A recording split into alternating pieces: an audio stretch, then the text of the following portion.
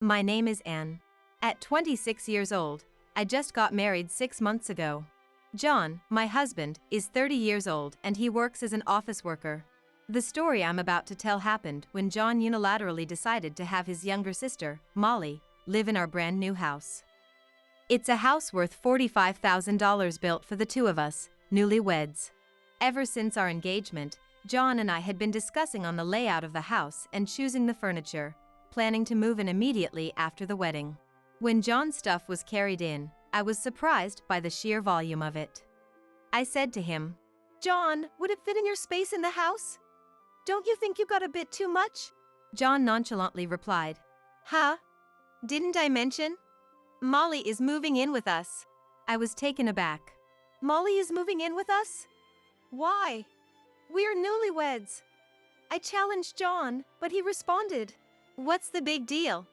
Molly is family to you too, and there's no problem with us living together. She wants to live in the new house." I protested. Without even a discussion? John, however, ignored it and continued unpacking his stuff. He eventually started shouting at me. "If you don't like it, you can leave. I already decided to have Molly, so quit your complaints." Clearly, I was not at all convinced and told him I'd call my brother. Fearing my brother, John quickly changed his tune. "Wait! Don't call him. Molly isn't going to stay here forever. She just needs a place until she finds a job and a house. Can you please understand?" I reluctantly agreed to this. When I suggested, "Hey, Molly can use the guest room, right?" John made a dubious face and mumbled, yeah.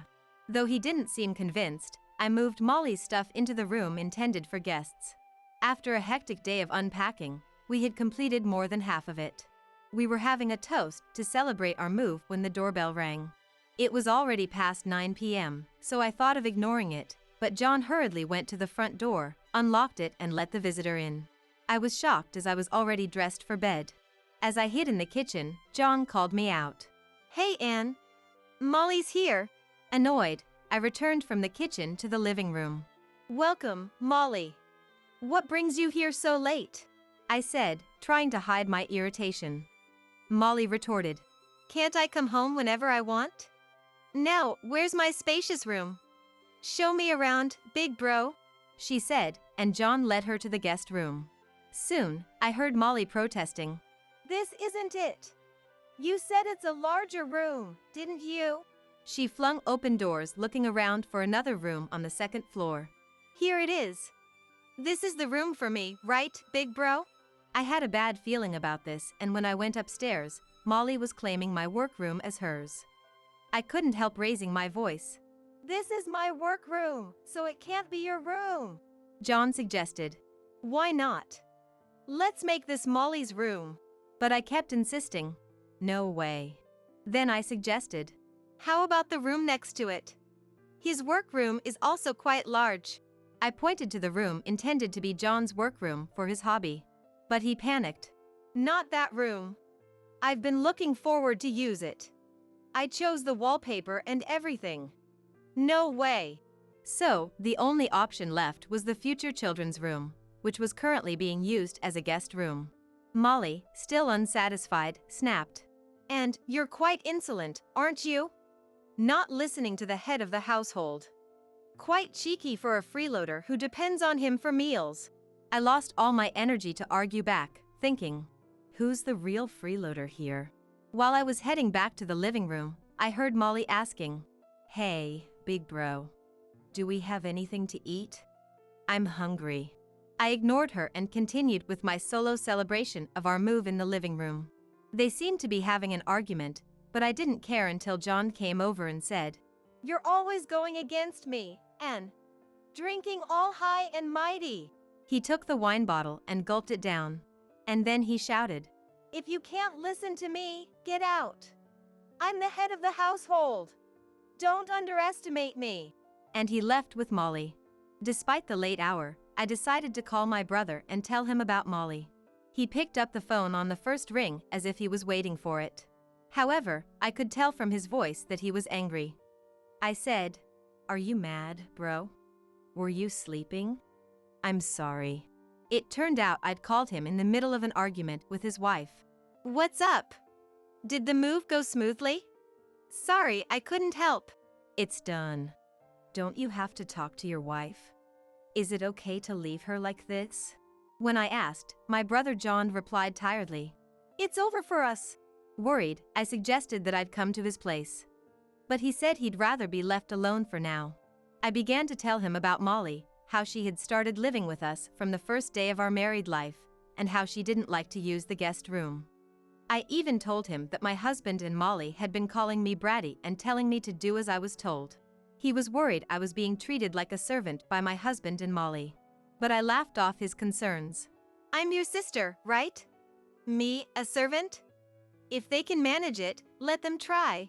I retorted, to which my brother laughed and said, "Good point, but call me if anything happens." We then shifted our topic to the problems between my brother and his wife. What I heard left me flabbergasted. Apparently, his wife had been seeing men from a dating site and was in an affair. He'd found out because she had accidentally sent him a message meant for her lover. John had been suspecting her infidelity for some time, and once he got confirmation, he took her phone away and sent her back to her parents. He's planning to visit her parents' home tomorrow for a discussion. We ended the call, agreeing that both of us are in a terrible situation, and deciding to catch up over the phone again soon. While tidying up the remaining boxes, I waited for my husband and Molly to come home. They returned late at night, cheerfully drunk. As I continued unpacking instead of welcoming them, they approached me. And Molly and I have thought of a great idea. Let's make our bedroom Molly's room. We can each sleep in our workrooms. What do you think? Good idea, right? Make sure to clear the room for Molly by tomorrow. I replied. There's something I want to make clear. And asked them. There's something I want to make clear. And asked them. How much will Molly contribute towards the groceries and household supplies each month? And I heard she's not planning on living here forever, so how long is she planning to stay? My husband started to panic at my question. What? You want to get money from jobless Molly? I'll pay from my salary, so there's no problem, right? And Molly added. How long will I stay? Until I'm satisfied. My mom's cooking is all old-fashioned and I don't like it. Plus, she's annoying at home, always nagging me to do laundry and cleaning. Here, I can do whatever I want without spending a dime. It's the best. If you don't like it, Anne, why don't you move out? I snapped. Then let's split the household expenses. I will work to cover my share. Feel free to use your salary for yourself and Molly. I told them. For some reason, they seemed pleased with this. Even though I added, you will need to take care of your own chores. It seemed like they weren't really listening, so I made sure to leave a written note about it. The next day, I was worried about my brother and decided to visit his workplace. He is the president of a construction company, taking it over after our father passed away from an illness last year. When I arrived at his office, he was surprised to see me. When I asked, "What's up?" he said, I'll listen to what you want to say first. So I asked him for a favor. I explained what had happened the night before and asked him if he could hire me at his company. He agreed, saying, "Our secretary is quitting due to her husband's relocation, so it's a good timing." Then I heard about his situation. I was so shocked that my heart almost stopped. His wife was pregnant, but there was no doubt that the child was not his. The text messages on the phone he'd taken from his wife showed conversations, photos, and videos with her lover.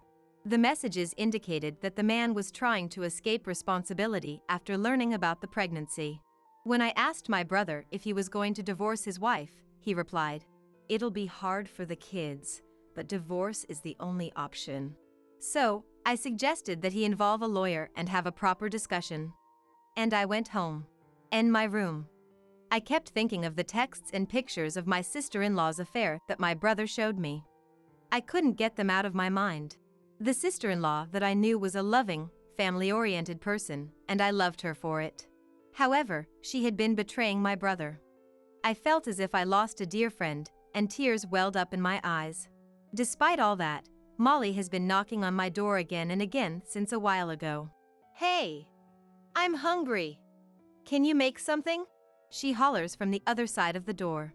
But the shock I got was too much, and I didn't even have the energy to argue with Molly, so I left her alone. Then I got a call from my husband who should be at work. I didn't answer because I knew what he would want to talk about. I didn't want to talk to anyone, but then I received a text message from my brother. He was asking if I could accompany him to see a lawyer on the next day. I sent an okay sticker. I must have fallen asleep. My husband's shouting woke me up. You didn't even prepare food for Molly, and you're sleeping? What's that about? He roared, to which I silently produced a pledge and pointed to it for him to read.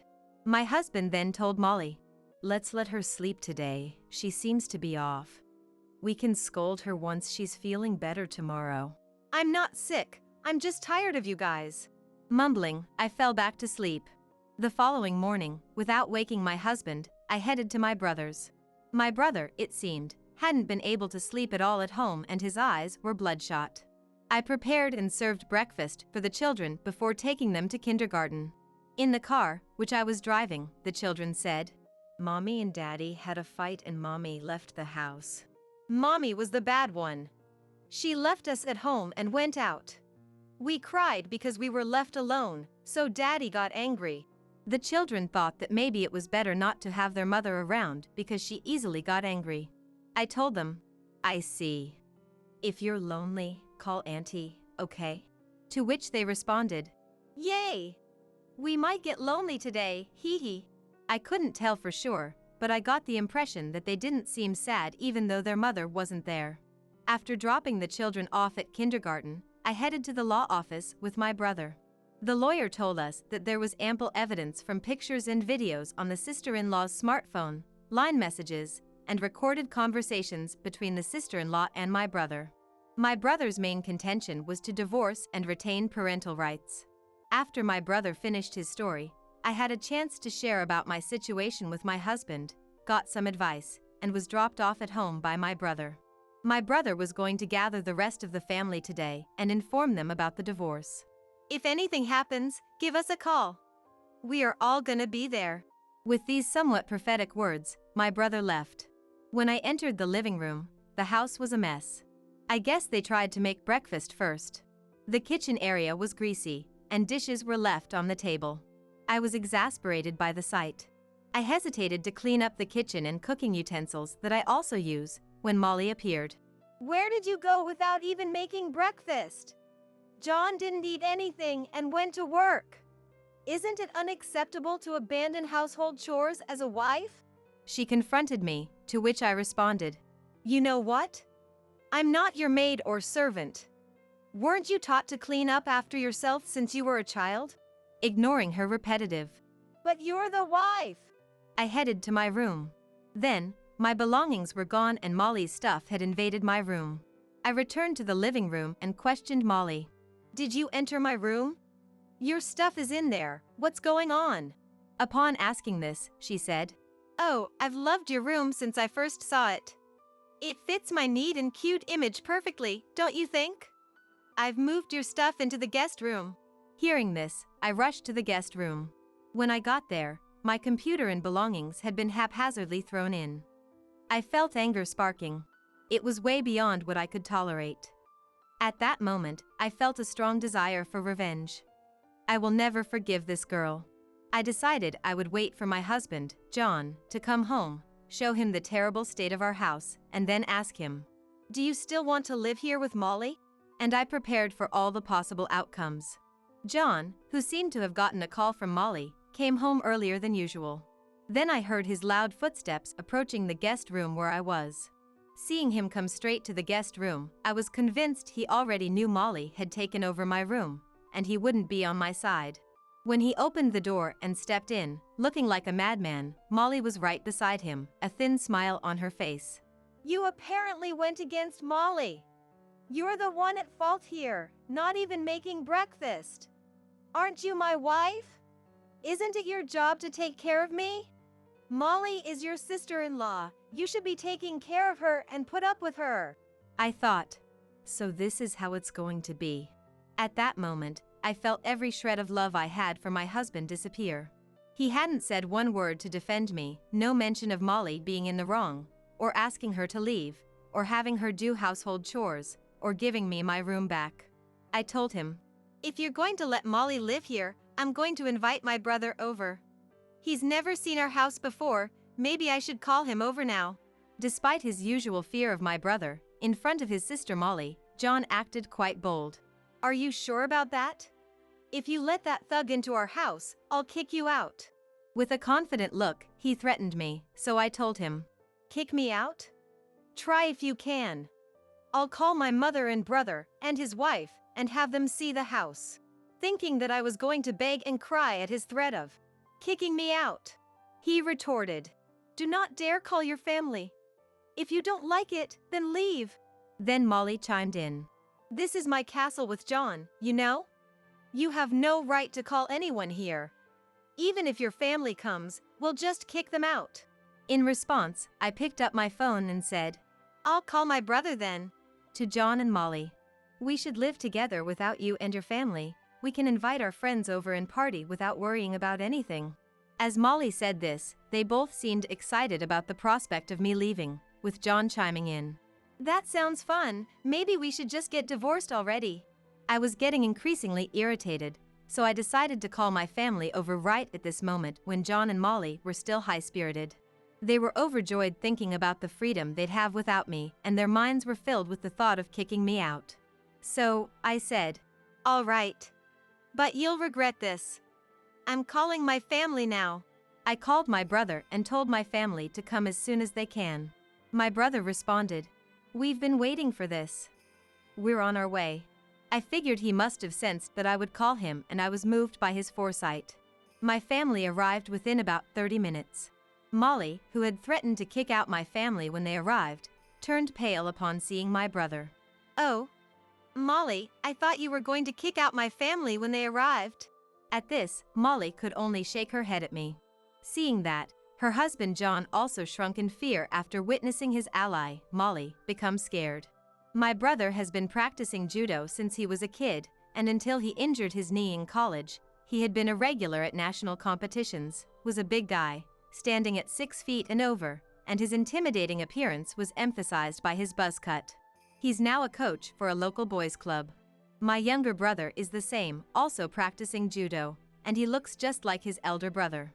Molly seems to have forgotten that she saw them at the wedding ceremony. Even though they are brothers are quite memorable. "Huh? We're getting kicked out? By who? Isn't it you guys who are leaving?" Laughed my elder brother, to which Molly, gathering her courage, retorted, "Yeah, my brother is divorcing his useless wife. Now, please leave." She demanded, then my younger brother retorted, "What? You guys are the ones leaving, aren't you? This is Anne's house, isn't it? Built with her share of our father's inheritance, in Anne's name." My mother went into the kitchen, tidying up as she remarked, "Oh dear, what a mess." Then she called out, "Don't drag out the conversation, get to the point already." So the brothers obediently replied, "Okay." Then turned to me, instructing, "There's another person coming, let the person in when arrives." While gesturing for John and Molly to sit down. "We have 2 matters to discuss today. The first is that we need you to leave." He told my husband and Molly. When Molly asked, "Brother, is it true that this is Anne's house?" John responded, "Well, I was talking to the contractors about the interior and stuff, so I thought it was my house, but maybe it's not. But I'm the head of the household, right?" Apparently, he thought it was his house because he had become the head of the household, without even considering where the money came from. "Huh? You know that being the head of the household and being the owner of the house are 2 different things, right?" Was the response to John, who fell silent. But Molly retorted, "I won't leave. Do you know about residency rights? I have the right, so I won't leave. If you don't want us here, you leave." glaring at me. "You seem to have researched this thoroughly, but this isn't a rental property. You're not paying in any rent, are you? So the residency rights don't apply here, haha." When told this, it was John who began to resist this time. "But I'm married to Anne, right? I can't leave. I won't separate." Just then, the doorbell rang. The guest the brothers had mentioned had probably arrived. When I opened the front door, my sister-in-law, my elder brother's wife, stood there crying. Before letting her into the house, I asked my brother, "Your wife is here with your kids. What should we do with them?" And my mother suggested she would take the kids to a room upstairs. After showing my mother to the room, I let my sister-in-law into the house. John was surprised when he saw her face. How did you find out where we live? I'll explain everything properly, so please go home for today. John was telling her, acting suspiciously. At this point, it was my elder brother's turn to intervene. Huh? Did you forget my wife's face? This is the second matter we need to discuss. Upon hearing that, the color drained from my husband's face. What? Huh? You mean she is? It appeared my husband was unaware that she was my brother's wife. Upon realizing this, he tried to make a run for it, but he seemed unable to move. Seems like my wife is pregnant with your child. Did you guys do something to get pregnant? My brother said, throwing down the copied evidence of the affair on the table. Well, what's your next move? For me, it's divorce. Nothing less. Upon hearing this, Molly, seemingly scared of getting caught up in this mess, said, "I will pack my things and go back to my parents' house," and tried to escape upstairs. But my younger brother promptly told Molly, "We've got a truck loaded with boxes. Start packing your things right now. I'll get the boxes," and walked out. Molly asked, "Am I leaving today?" But when she saw my brother glaring at her, she seemed to give in. "Well, my wife and John can sort this out.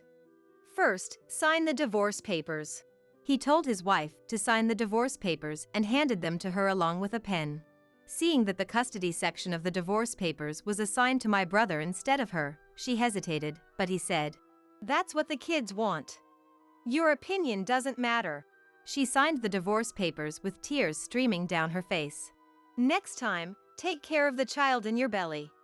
I won't ask you for child support. In return, don't you ever show your face to my kids unless they want.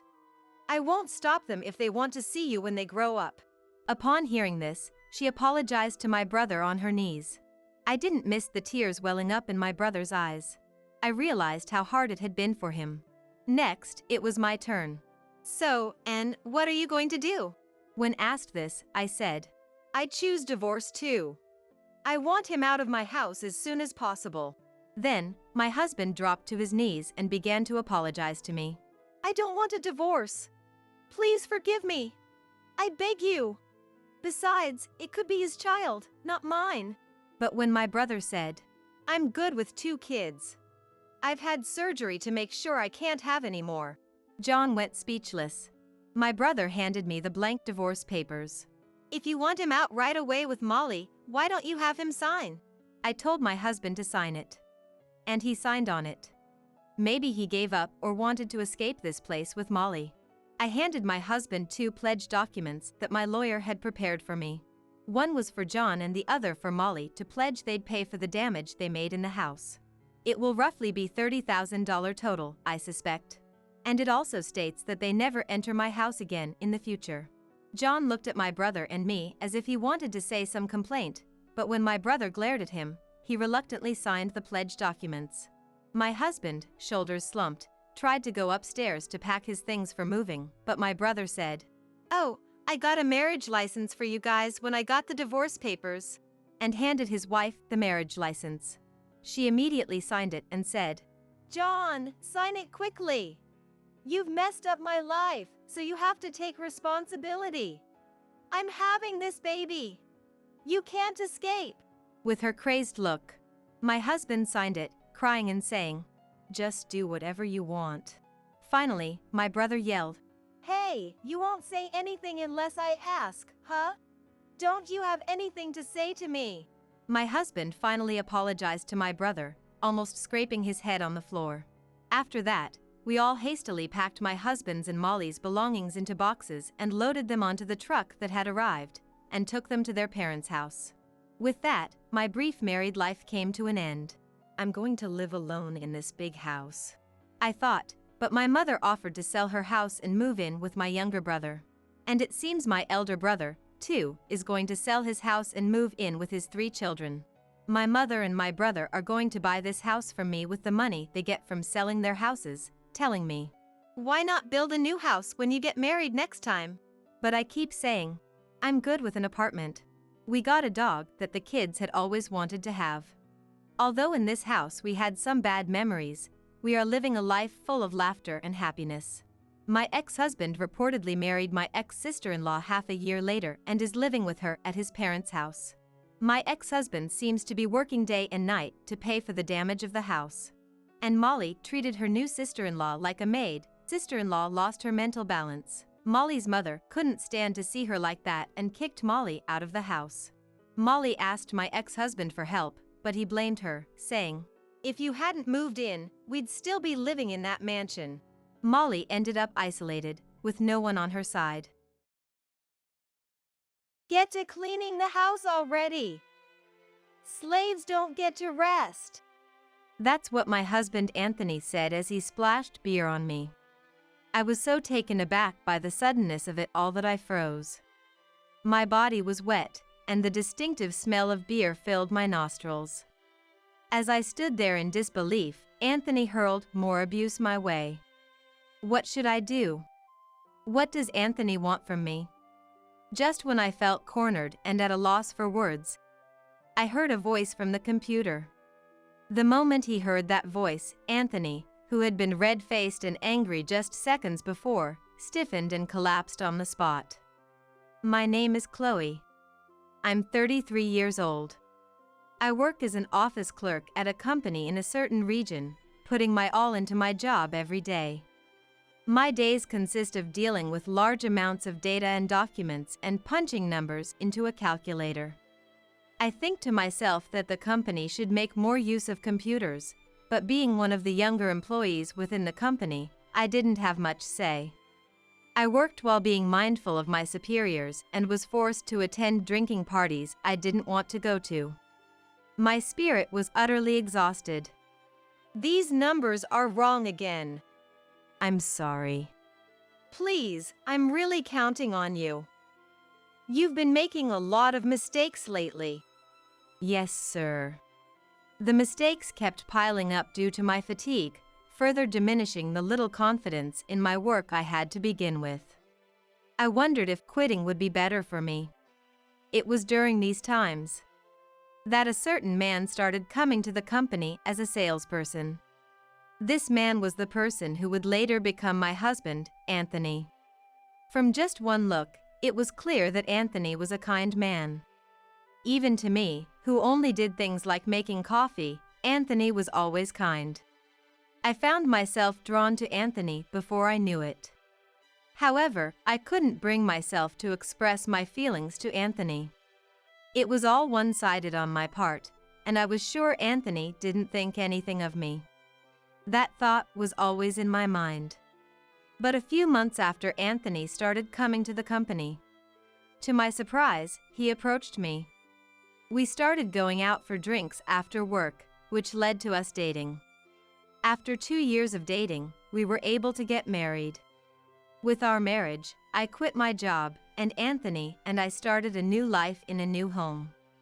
We picked out a place we both liked after visiting various real estate agents. Quitting my job and thinking about the happy life ahead with Anthony made my heart lighten.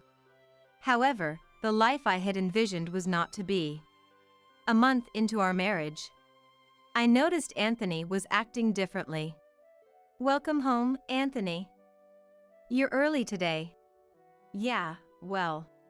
He didn't look at me and didn't even greet me back properly. Seeing Anthony so different from usual genuinely worried me. After that, Anthony seemed somewhat listless. Are you okay? You seem tired. Huh? Oh. He seemed more irritable than tired.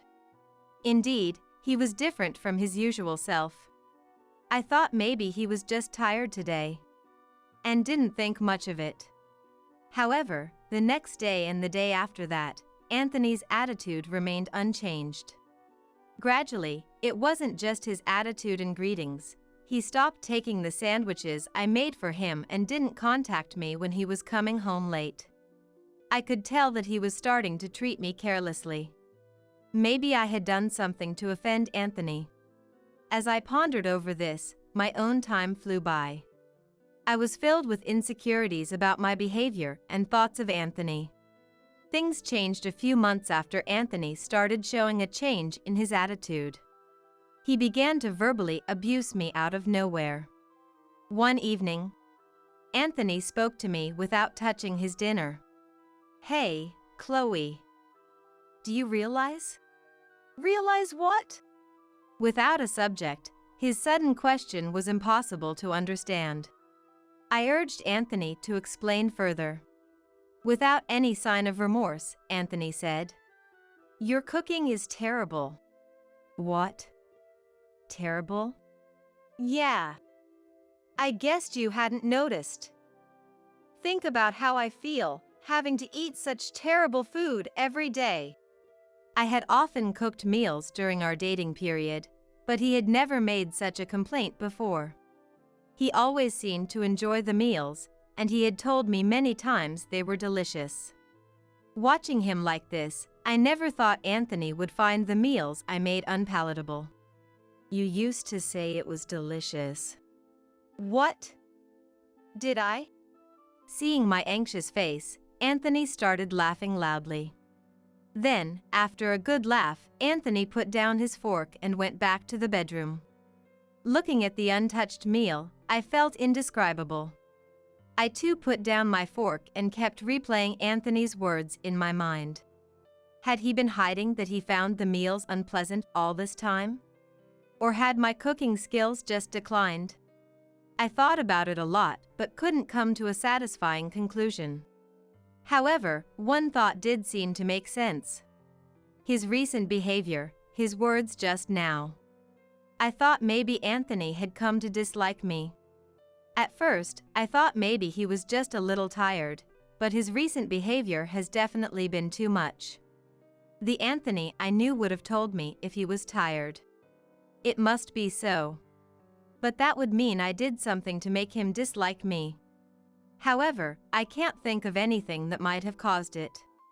My doubts about Anthony only grew. Then, another 2 months passed. Day by day, Anthony's attitude worsened, and the Anthony I knew during our dating days seemed to have disappeared completely. He verbally abused me daily and made a point to show his irritation by making noise. Do you even know how to clean properly? Clean? Yeah. You haven't done the bathroom or the toilet, and the living room is filthy too. I always tried to keep the house clean, doing the bathroom and toilet cleaning daily. I even vacuumed every day. What else does Anthony want me to do? While I was feeling down, Anthony didn't stop hurling insults. What hurt me the most was him saying, "Why did I even marry a woman like you?" Was all the love he professed just a lie? The moment I thought that, I felt tears streaming down my cheeks. Ugh, why are you crying? Cut it out with the fake tears.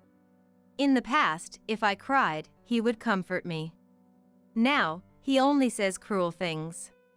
Anthony went back to the bedroom, mocking me. Initially, we shared the same bedroom, but now I've been pushed out. I've gotten quite used to sleeping on the living room sofa. I knew I was being taken for granted and not treated with respect. But I couldn't bring myself to decide on divorce. I still had faith in Anthony. However, as expected, my feelings didn't reach him, and his treatment of me only got worse day by day. "Hey, dinner." As soon as I thought he was asking for food, "I can't eat this terrible food," he would complain. I suggested eating out a few times, but for some reason, Anthony stubbornly refused. "Why?" He wouldn't give me any reason. Anthony would come home from work, complain about the entrance being dirty or the toilet being dirty, and demand food. Since his attitude started to change, I've often wondered what I did wrong, but seeing Anthony's behavior up to now, I've concluded he's just using me to vent his stress. The contradiction between what he says and his actions constantly finding fault and berating me. It's clear he's just venting. I understand Anthony is tired from work. But I'm human too. Being constantly criticized, I too accumulate stress. I had hoped for a change, but I've reached my limit. Hey, Anthony. Can we stop this?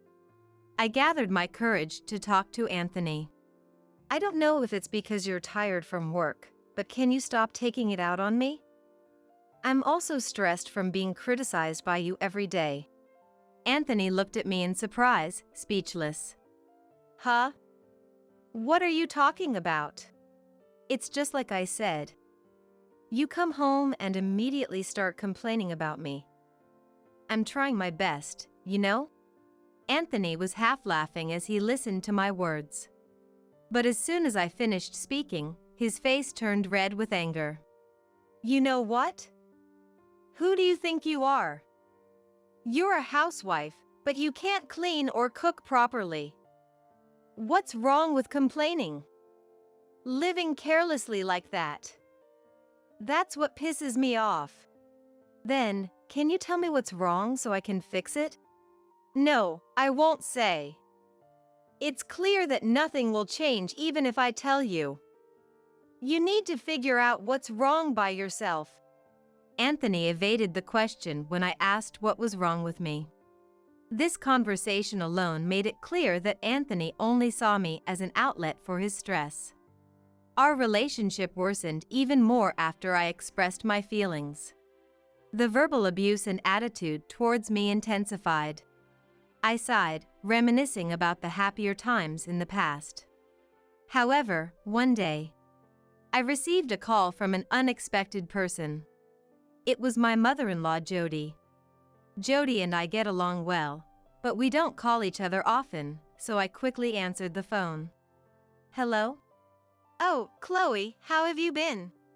Jody's voice sounded very cheerful over the phone. After some small talk, Jody brought up the main topic. Huh? Handmade? I was thinking I wanted a new hobby recently, and I remembered that you make handmade crafts. I was hoping you could teach me some stuff. Actually, I make handmade crafts as a hobby. I buy materials and tools, and spend time on my hobby when Anthony is not around. I had told Jody about my handmade crafts before, but I never thought she would remember. Yes, of course. If I can be of any help. That call led me to frequently talk with Jody. Our calls weren't just ordinary calls, but video calls. Initially, we just talked normally, but as I wanted to show her what I was working on and explain the materials in detail, we switched to video calls. Our houses aren't that far apart, but going there every time is honestly a hassle. When it's time for my appointment with Jody, I enter the room where my crafting tools are and craft while talking on the phone. My heart, which was distressed by Anthony's actions, felt purified while I was talking with Jody. By the way, how have things been with Anthony recently? Are you getting along? Yes. I'm glad to hear that. I didn't talk about Anthony to Jody. I didn't want to worry her, and more than anything, I wanted to forget about Anthony during the time I spent with Jody. Even after starting to do video calls with Jody, Anthony's attitude remained terrible. I was desperate not to let Jody catch on to anything about Anthony. However, one day, an incident happened. It was a few weeks after I started doing video calls with Jody on a Saturday. As usual, after finishing housework, I was on a video call with Jody when the door to the room opened. Anthony! Turning around, I saw Anthony standing near the door with something in his hand. Completely unaware of the video call, Anthony approached me. Hey, what are you doing here? What about the cleaning? The laundry? Why aren't you doing them? I've already done them. What are you talking about? Didn't you see? Huh? I didn't see anything. Well, he had been watching TV in the living room the whole time, so his response was expected. You're always just watching TV. What? Shut up. Anthony, further aggravated by my words, said. Get to cleaning the house already. Slaves don't get to rest. And then he splashed something he was holding on me. I soon found out what it was. It was beer. I was drenched in beer, smelling of it all over. And Anthony laughed at the sight. Shocked by the suddenness, I was speechless. If you understand, then get to work. Then, he kicked over a stack of books nearby. Anthony's mocking laughter filled the room. I couldn't take any action and just watched as the books got soaked with beer. But then, is that all you have to say? I heard a familiar male voice from the computer. Huh? Dad? Yes, the voice was that of Anthony's dad. My father-in-law, Liam. What are you doing? I saw everything. You verbally abused Chloe and then splashed beer on her. When did you become such a terrible person? It's a misunderstanding, Dad. That's not what it was. As Liam began to speak, the bravado from before was nowhere to be seen in Anthony, who now appeared completely cowed. Despite seeing Anthony like this, Liam didn't stop his anger. What misunderstanding? It doesn't seem like this was the first time, was it? What are you playing dumb for? Really, when did you change like this? Liam was clearly exasperated. It's understandable to be dismayed if your own son was doing such terrible things. Ignoring Anthony, who was just standing there with his mouth open, Liam made a proposal to me. Chloe, won't you come to our house right now? Right now? Yes. I'm worried about leaving you in that house. If it's okay with you, I can come to pick you up right away. I was honestly surprised by Liam's invitation. But, thinking about it calmly, staying with Anthony alone, I really couldn't predict what he might do next. Would that be okay? Of course. I'll be there soon. Anthony, if you do anything to Chloe, you won't get off lightly. With that, Liam hung up. I immediately started preparing to go to my in-laws' house, waiting at the entrance for Liam to arrive. Anthony didn't do anything to harm me, looking uneasy instead. A few minutes later, my in-laws arrived, and I headed to their house with them. When Liam opened the front door, Anthony looked frightened in a way I had never seen before, clearly very afraid of Liam. Anthony, you should spend tonight reflecting on your actions alone. Understand? Dad, I'm sorry, What are you saying? The person you should be apologizing to isn't me, it's Chloe. Just think about what you've done alone. Reflect on it. Got it? Liam said this and led me outside. I had managed to change my clothes but didn't have the chance to shower. Liam wrapped a towel around my body and put me in the car. A few minutes later, when we arrived at my in-laws' house, Jody was waiting for me. Chloe, are you okay? I'm sorry. Jody gently embraced my shoulder and led me to the bathroom. Take your time. There are clothes and towels here for you. Thank you. The events had unfolded so suddenly that my mind was still trying to make sense of everything. After taking a bath, I changed into the clothes provided and headed to the living room. Thank you for the bath. Don't mention it. Liam was looking grim, and Jody appeared concerned as they sat on the sofa. I took a seat on the sofa as Jody urged me to. Chloe, can you tell us everything that's happened up to now? It wasn't the first time, was it? Well, please, Chloe. I didn't know where to start and kept silent. But my in-laws patiently waited for me to speak. A few minutes later, I began to recount everything that had happened since our marriage and why I hadn't consulted them earlier. They listened quietly until I finished speaking. And so, it came to what happened earlier. Why didn't you tell us? I didn't want to worry you. I'm sorry. Well, I understand how you feel, Chloe, but don't let that guys like him get carried away like that. I'm sorry. I was scolded, but I knew they were both worried about me. After a while, silence fell again.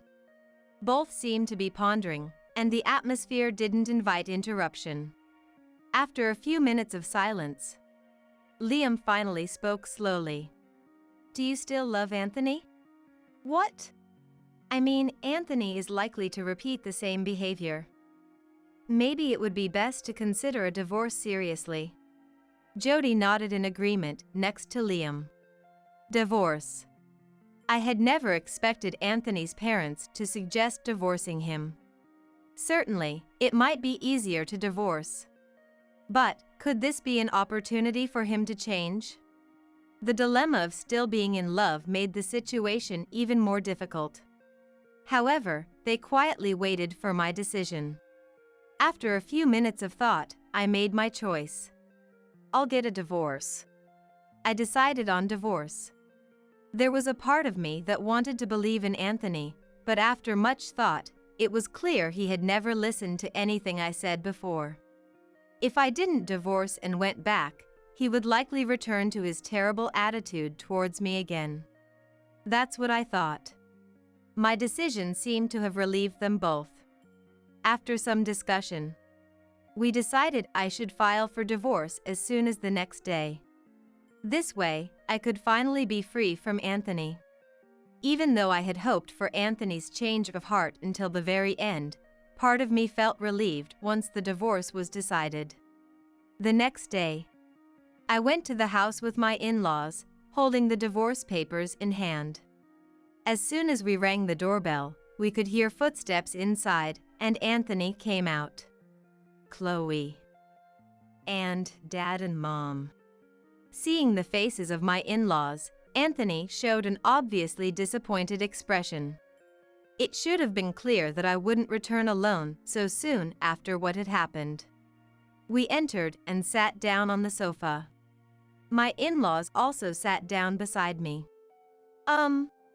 Anthony was still flustered and hadn't even apologized to me yet.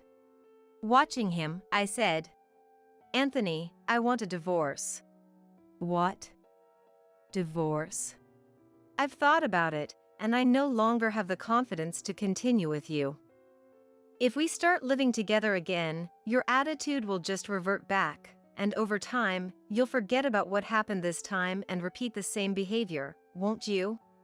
That's not. Can you say for sure that won't happen?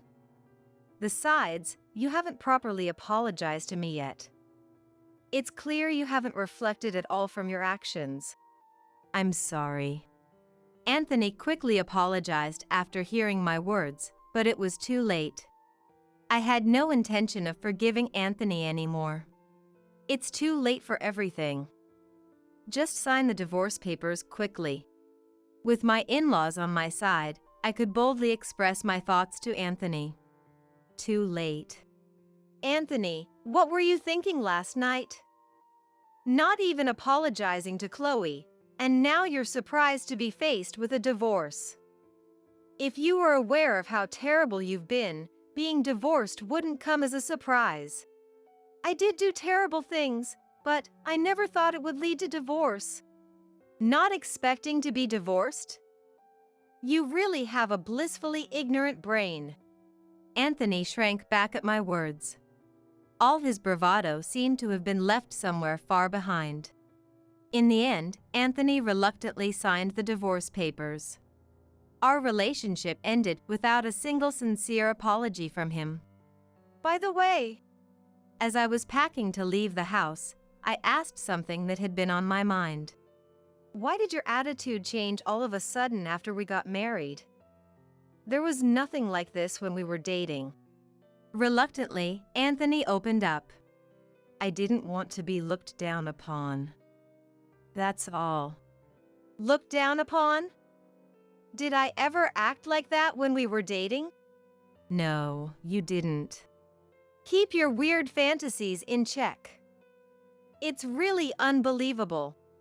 Okay. With that, I left the house with my in-laws, never to return again. I felt a bit sad to leave the house itself, to which I had grown attached.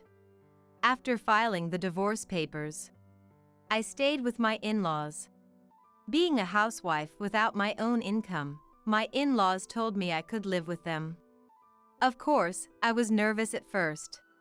But gradually, I got used to the atmosphere of my in-laws' house and could even enjoy doing handicrafts with Jody. During this time, Anthony tried to contact me, but Liam made it clear through my mobile phone. We're cutting all ties with you. And he never contacted me again. Anthony probably never imagined I would be living with his parents. Seeing that he tried to contact me even after the divorce, it was clear he still looked down on me. Divorcing such a man was the right decision. I can't thank my in-laws enough for encouraging the divorce. Now, a year after the divorce, I've started living on my own and working part-time, leading a fulfilling life. I felt it wasn't right to keep relying on my in-laws' house forever. Though I've moved out, I still keep in touch with my in-laws and continue to receive their support. They've treated me like their own family, even though we're not related by blood. My current goal is to repay my in-laws. What could I do to make them happy? Today, I continue to live with gratitude towards my in-laws. Impossible! William, that can't be done. Switch some medicine with that. I only heard a whisper, but it was unmistakably William's voice. I'm sorry, Linda. Actually. The next day, Mary confessed something to me. I was shocked and at the same time, resolved. I must protect Mary at all costs. And William, I will never forgive you. My name is Linda, a 55-year-old housewife. Recently, my only son John got married, and I felt at ease. My husband William and I are the same age. Guess we need to start thinking about our retirement, huh? We would laugh about it. John used to live alone in an apartment about a 5-minute drive from our house.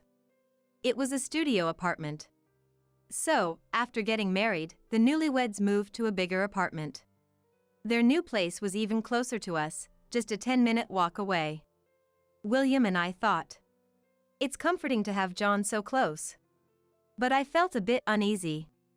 Being so close to the house means we need to be careful not to overstep boundaries. I was warned by a friend before. At this age, most of my friends have become mother-in-laws just like me. And from them, I got various pieces of advice. The most shocking was about sons' wives. People have two sides. Just because she smiles in front of you doesn't mean she's happy. My friend said in a serious voice. In essence, don't be fooled by the superficial smiles of sons' wives. No one wants to doubt the smiling face of their son's wife. But my friend's words were convincing. In fact, this friend got along well with her daughter-in-law, meeting up frequently. She was like a real daughter to me, she'd often say. However, it turned out the daughter-in-law had been forcing herself to accommodate herself to her mother-in-law. One day, her pent-up frustrations exploded and she got angry. They almost broke off their relationship, but somehow they managed to calm things down. At the end of the day, we're strangers. A proper distance is crucial. I remember the tired sigh and the lonely look on my friend's face. Mary, who married John, is a really nice girl. Always smiling and great at listening to others. Truly adorable. I wondered how such a nice girl ended up marrying John. When I visited the apartment, Mary greeted me with a smile. Furthermore, feel free to visit anytime, she said. I want to believe there's no lie in her words or smile. But taking everything she says at face value and imposing could be dangerous. To get along with a son's wife, such caution is necessary. By being cautious, we maintained a good relationship. We meet only when invited by the couple. We also refrain from contacting them unless necessary. It feels a bit lonely, but thanks to this, we've been able to get along without any issues. However, one day, when my son and his wife came to visit, they made a surprising request. Excuse me? What did you say? I asked again, and John repeated the same words. That's right, I've been assigned to work overseas, so we want Mary to stay here with you. John had been on business trips abroad before, but this was his first long-term assignment. Upon asking, it turns out the duration is at least 2 years. And it might extend beyond that. 2 years? Is it okay for a couple to be apart for so long? Wouldn't it be better for Mary to go with you? Mary has her job, and I'll be busy abroad. It's safer for her to live with you guys than alone in a foreign country. John looked to Mary for consent, and Mary nodded with a smile. Really? We don't mind, but if we can support our son and his wife, that would be wonderful. But, is this really what Mary wants? Living with us, the in-laws, might be less comfortable for her than following John abroad. If Mary's parents were around, maybe she could have relied on them, but both of Mary's parents have passed away. But why can't she just live on her own? The apartment is close, and of course, we'd be happy to help if anything happens. There's no need to live together unnecessarily. Thinking it would be better for Mary, I suggested this to the couple. But, for some reason, that won't work, Mary immediately said. Mary has some bad memories from the past, and she can't live alone. Mary nodded. Is that so? I'm sorry for not knowing. No, it's fine. Then, living together might be the only option. At that moment, William, who had been silently observing, said, If that's the case, she should stay with us. There's no need to hesitate. Mary is our daughter now. William smiled at the couple. Besides, he added, I often come home late from work. It'd be better for Linda to have Mary around than to be alone. True, William doesn't start work early, but he often comes home late. It's reassuring not to be alone at such times. Yes, if Mary is okay with it, let's live together happily. Indeed, there are benefits to living together. Not only drawbacks. And unlike me, a housewife, Mary has a job. We won't always be together. Maybe we could make it work. Thank you. I'm looking forward to it. Us too. And so, Mary began living with us. I was nervous about living together, but Mary was indeed a good person. Linda, good morning. Would you like to join me for breakfast? When I woke up, there were delicious-looking scrambled eggs, sausages, and soup on the table. Oh, thank you. I'm so happy to have someone cook for me, it's never happened before. But, it must have been a lot of work. No, I was making some for myself anyway. I hope it's good. Let's eat. Yes, it's delicious. I'm glad. Mary has a job, so I did most of the housework. But Mary never dumped everything on me. Instead, she actively helped with the chores. John really has an eye for people. Marrying someone as wonderful as Mary, he's a lucky guy. I looked to William for confirmation. Indeed. And he smiled. Living together seemed problem-free. However, about a month into our living together, I noticed a change in Mary. She still did housework between her job duties but started to stay in her room unusually often. After meals, she'd head straight to her room and not come out until morning. Even in the morning, she used to have breakfast with us, but now she'd leave for work before we even woke up. Did I do something to make her dislike me? It's lonely.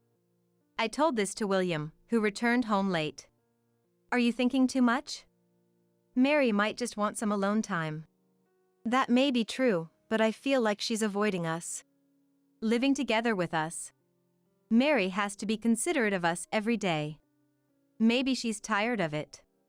As I pondered, William patted my shoulder. Don't be too anxious. It's bad for your health. Don't fall sick again. I had previously been hospitalized for a stroke. Remembering that, William looked worried and stroked my back. I'm fine. I'm taking my medication properly. But maybe I am overthinking it. After that, Mary avoided me even more, but I tried not to mind it. Weekdays were okay, but weekends were hard. On weekends, William would go out alone. So, I often went out with Mary. Even if we didn't go out, we chatted at home while eating snacks and spending time together. But recently, Mary would refuse even if I invited her. Moreover, she started going out every weekend. "Are you going out now?" I casually asked Mary as she was heading to the entrance. Mary looked puzzled and said, "This has nothing to do with you. Please leave me alone." Then Mary hurried out of the house. I understood she was rejecting me. Having been close at first, I was more shocked than I imagined. Since then, I've also started avoiding Mary somehow. Will things stay this way until John returns from abroad? Maybe it would be better for both of us to stop living together now. I wanted to talk to William, but, as luck would have it, he was not around. William had been away on a business trip for 2 weeks. The weekends were painful for me, so I tried to go out as much as possible.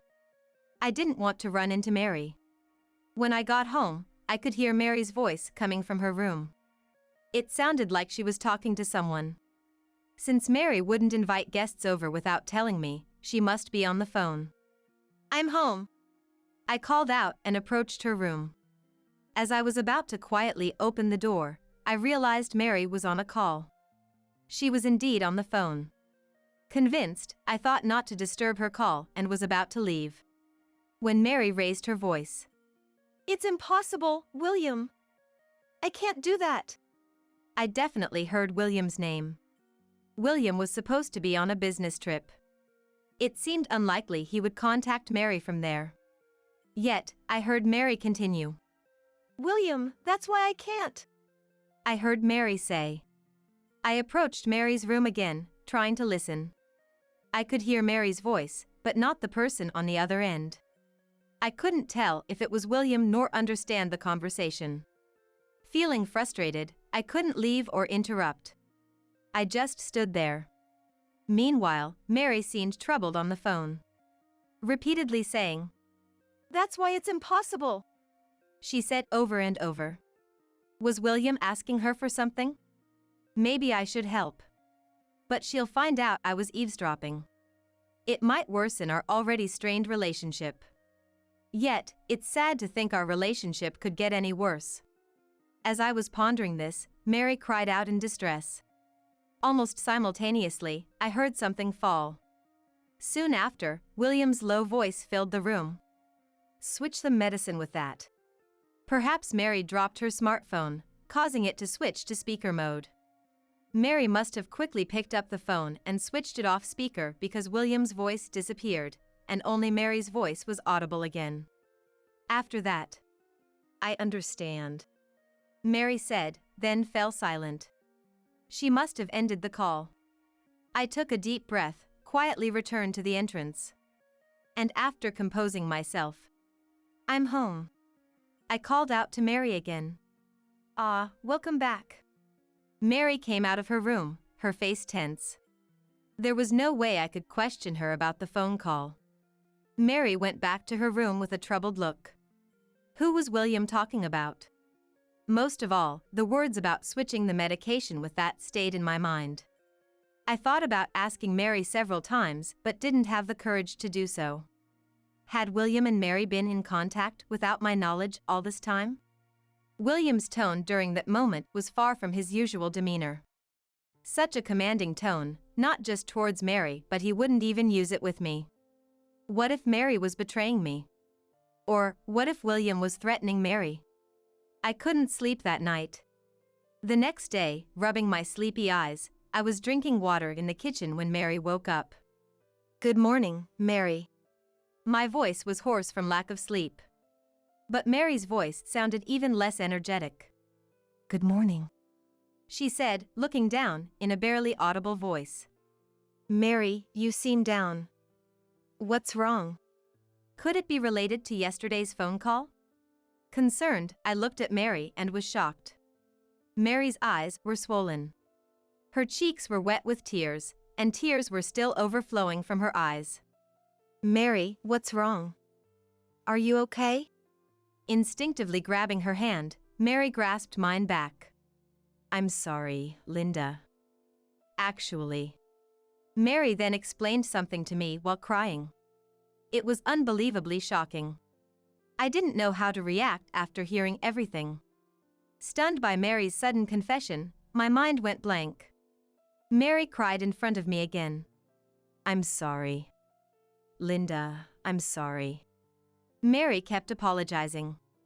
I hugged Mary. What are you talking about? It's all William's fault, not yours. I tried to soothe her, but Mary's tears wouldn't stop. Hoping to calm her down, I gently stroked her back. I'm sorry. It's my fault for keeping silent. It's not your fault. Everyone has things they can't share. Besides, if John is okay with it, then neither William nor I should interfere in a couple's matters. Saying this out loud helped her cool down gradually. And then, anger towards William started to rise. How many years has it been since William and I got married? We've had our fights and even discussed separation. But, I had always intended to spend the rest of my life with William. Never did I imagine he would be plotting such things behind my back. After a while, when Mary seemed to have calmed down, we decided to discuss what to do next. First, we should contact John before William returns from his business trip. For Mary, she thought, I don't want to interfere with his work. But that's not right. He would consider you more important than his job.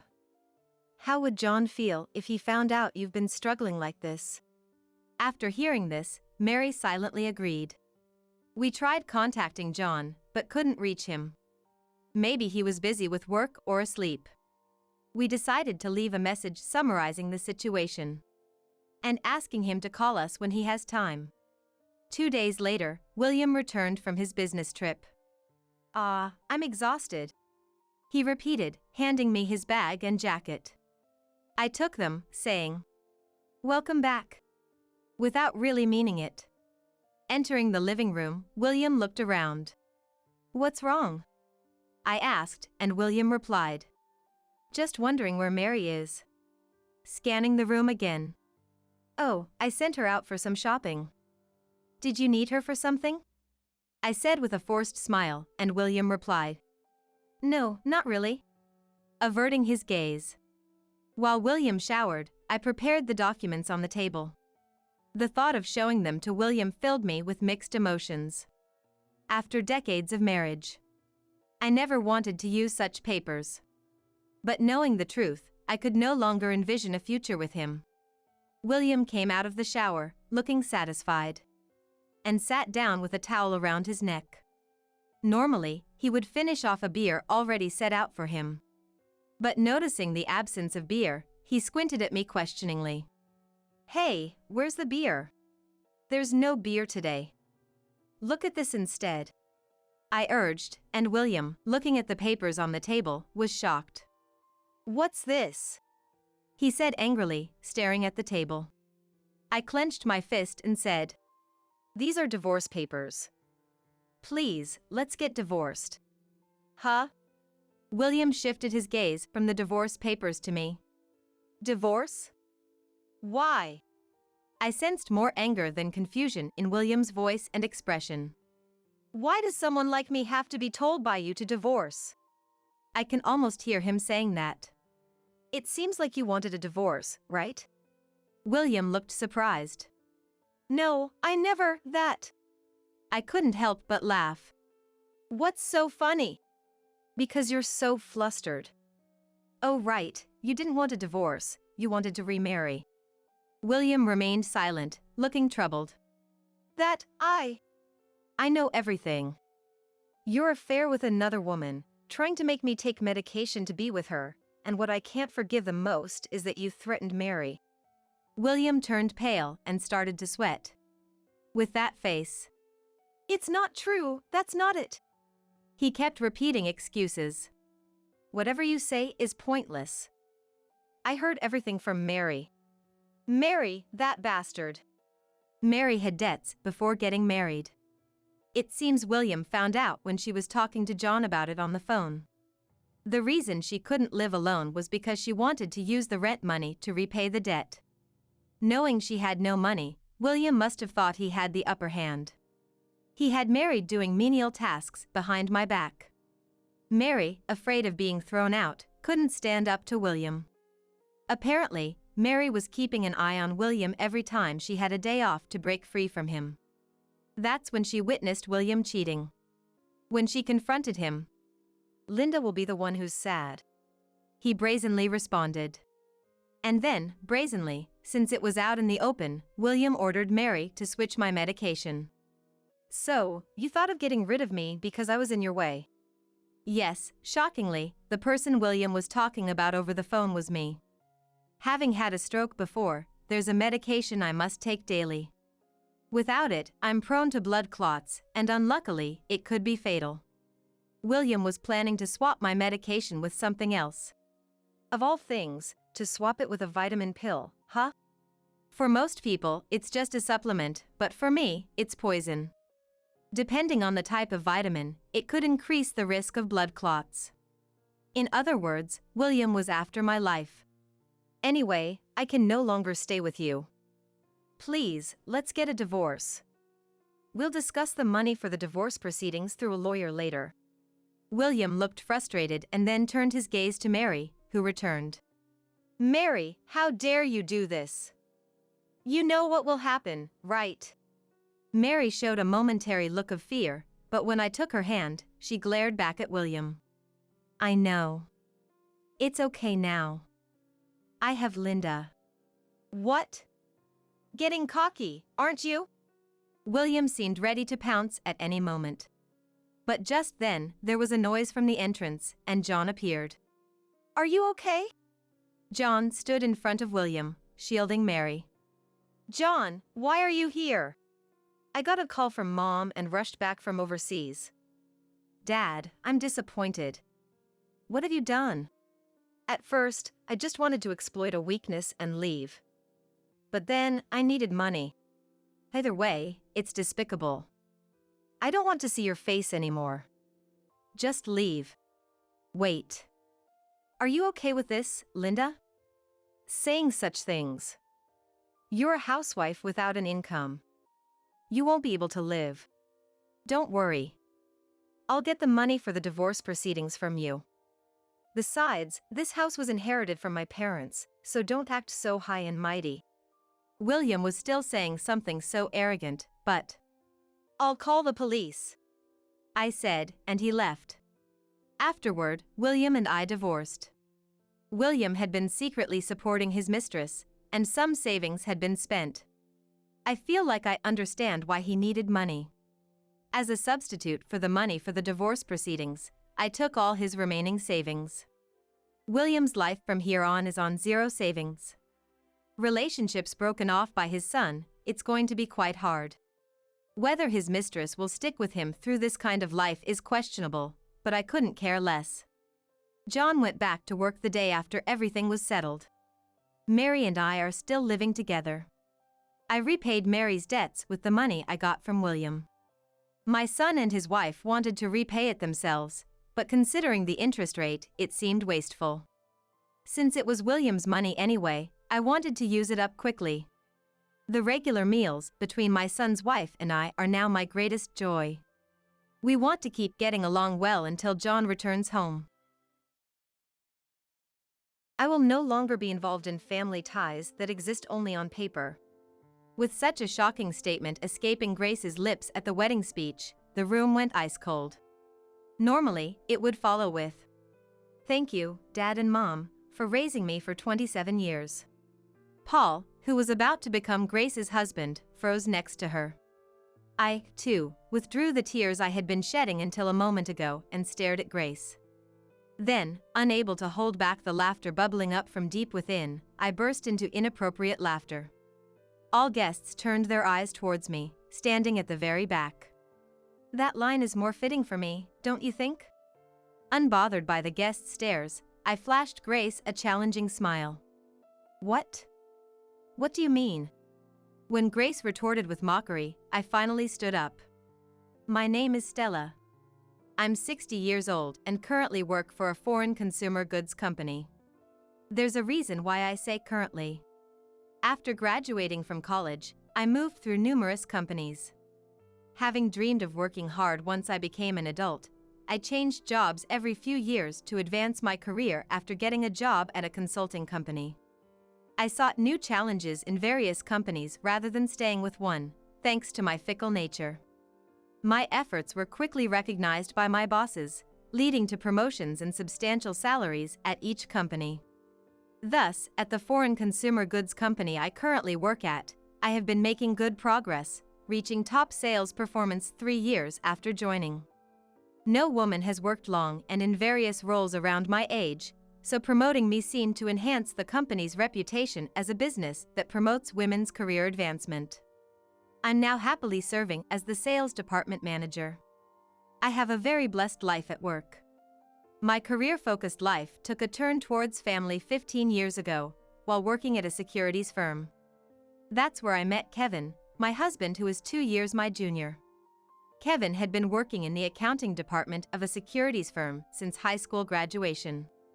His gentle nature wasn't suited for sales, but his precision made him perfect for accounting. I had the opportunity to visit the accounting department from time to time, and Kevin approached me there. Though I felt I was too old for romance, Kevin was serious. Attracted to his sincerity, I eventually fell for him and initiated our relationship. Kevin was surprised and then blushed. Thank you. I feel the same way. Our pure-hearted exchange, albeit us both being in our 40s, led to laughter from us both. Our relationship flourished, and Kevin proposed within a year. However, I actually have a daughter, he revealed. Despite my surprise, I expressed my desire to marry him if he and his daughter were agreeable. Kevin thought it over and then decided to introduce me to his daughter, Grace. When I first met Grace, she was a 12-year-old elementary school student. Nice to meet you, I'm Stella. I greeted Grace with a smile, trying to be as non-threatening as possible. Grace returned the greeting with a smile. Hello. Her response put me at ease. See, Grace? You've got a mom now. Yeah. Grace nodded in agreement to Kevin's words and happily went back to her room. I wonder if she wasn't scared? No, she seems fine. I'm relieved. I'm relieved too. Grace is so cute. Kevin seemed pleased when I praised Grace. I learned he had separated from his wife 5 years ago. It seemed being complimented on Grace, who he had been raising alone, made him feel good. Which I understood. After Grace accepted me, we got married a month later. Our marriage settled into a routine where I worked late and Kevin got off on time and took care of home affairs. With Grace becoming a middle schooler next year, she could stay home alone for short periods. Kevin seemed to like housework, and I'm grateful because he does the laundry and cooking without complaining. I did my part around the house with cleaning and dishes, within my capacity. People around us would say, "How lucky you are to have a husband who helps out." Our marriage got off to a smooth start. Grace was a bit shy around me at first, but that quickly faded, and we became close enough to go out together. She wrote me letters on my birthday and even shared stories about boys she liked. Perhaps she longed for the female companionship and conversations she never had, being raised by a single dad. I tried my best to be Grace's mom. However, our close mother-daughter bond began to unravel a while after Grace entered middle school. She hit her rebellious phase. Her friends were all mischief makers, getting into makeup and late-night outings, making their way of having fun more extravagant. Grace, mingling with such girls, spent her days having fun, which naturally led to her grades dropping in periodic tests. Grace, don't you think you're going out a bit too much lately? If you keep this up, you might not even make it to high school. I warned Grace for the first time.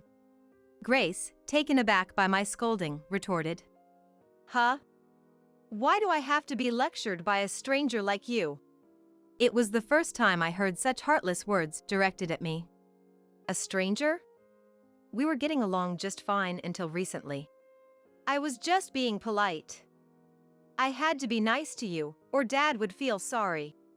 All the smiles Grace had shown me were fake. Realizing this filled me with frustration and helplessness. Grace continued to complain. I thought about mentioning this before, but isn't your cooking bad? I want to eat Dad's cooking. Don't mix your laundry with mine. We're strangers, after all.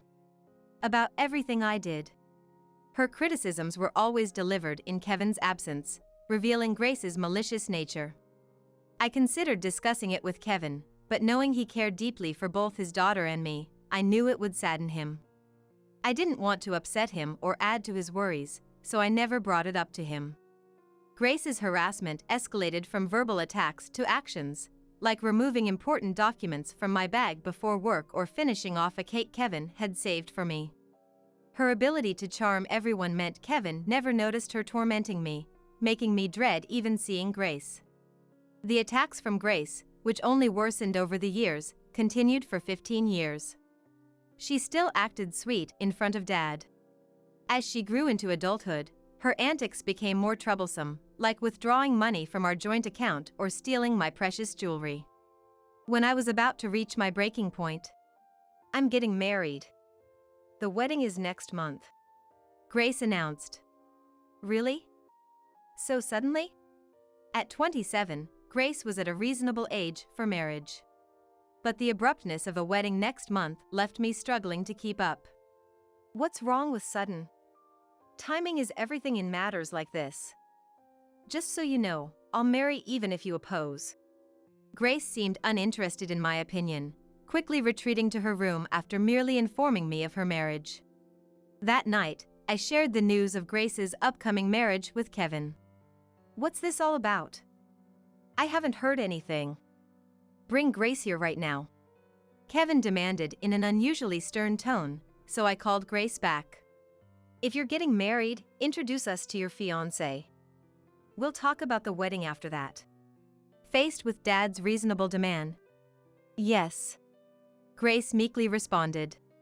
A week later, as promised, Grace brought her fiancé over. Nice to meet you. My name is Paul. I apologize for the late introduction. Paul bowed respectfully to Kevin and me.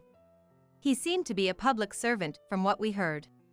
His sincere appearance and manner of speaking pleasantly surprised us, considering we had braced ourselves for someone entirely different.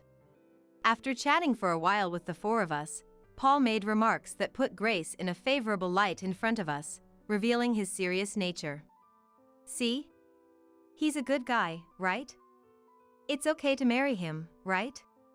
Grace, leaning forward, was eagerly looking at Kevin, not me, pressing him for an answer. Yeah.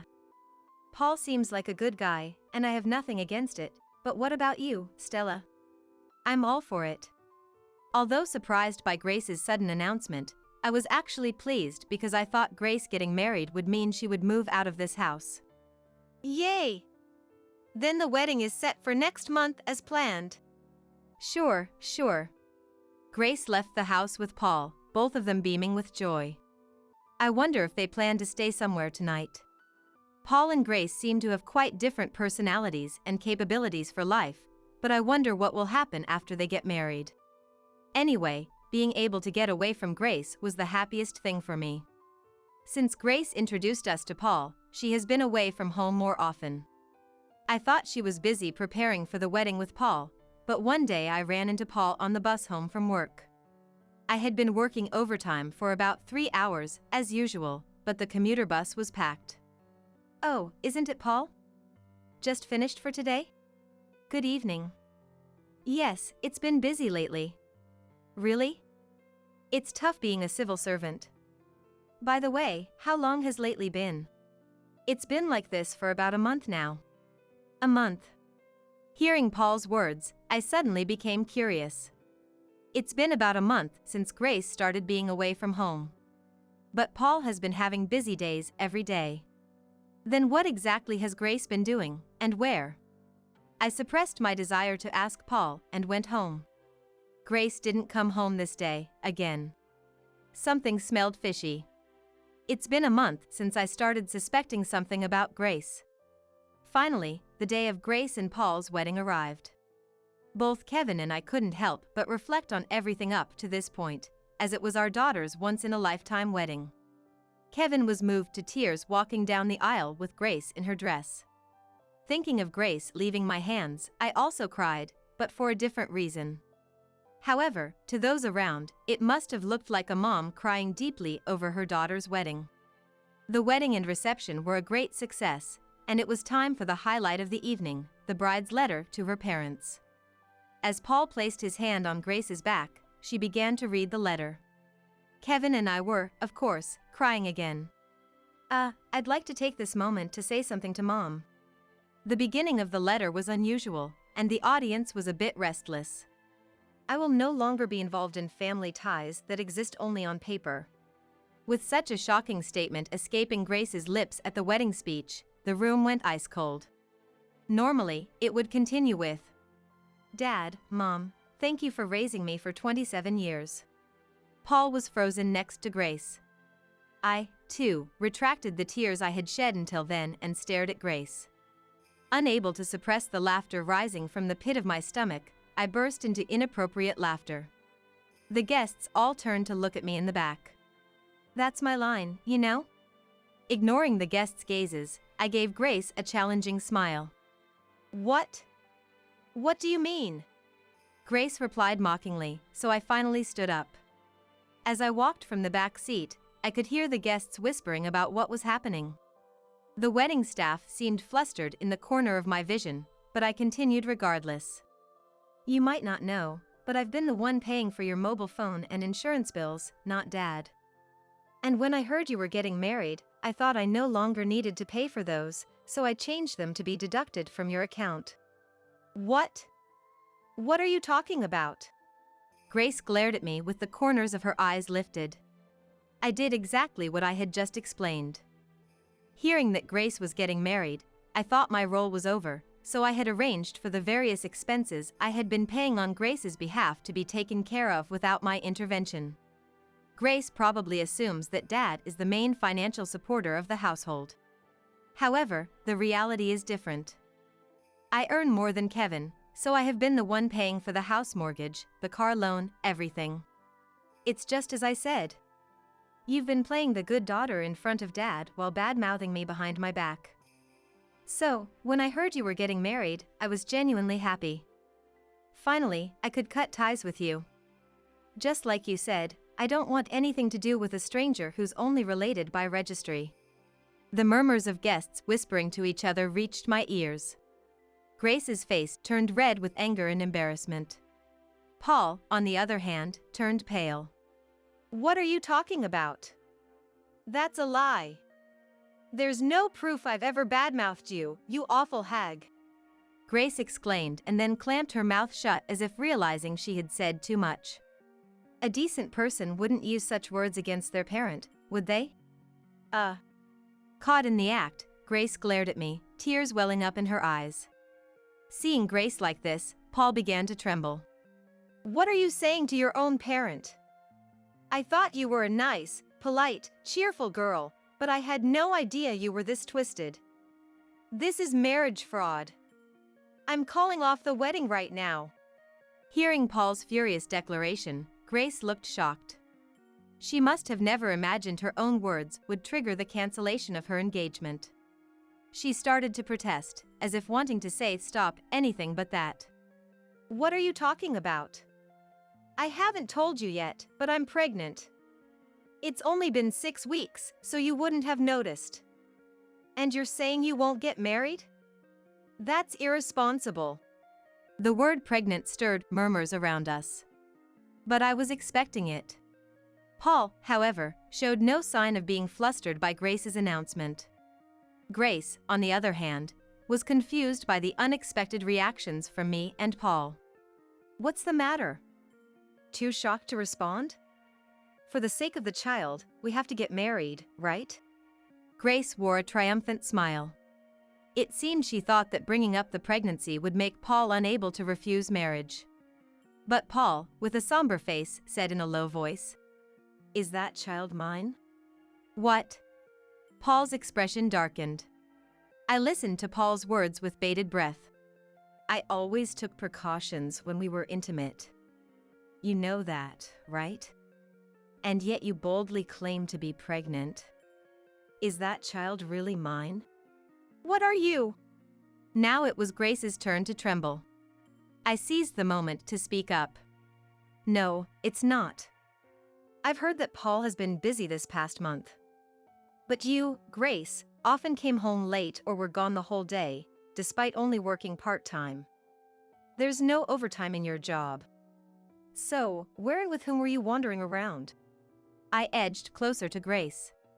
Her expression twisted further. "That was with friends.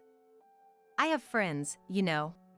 Grace's desperate reply made me unable to stop laughing. "Friends?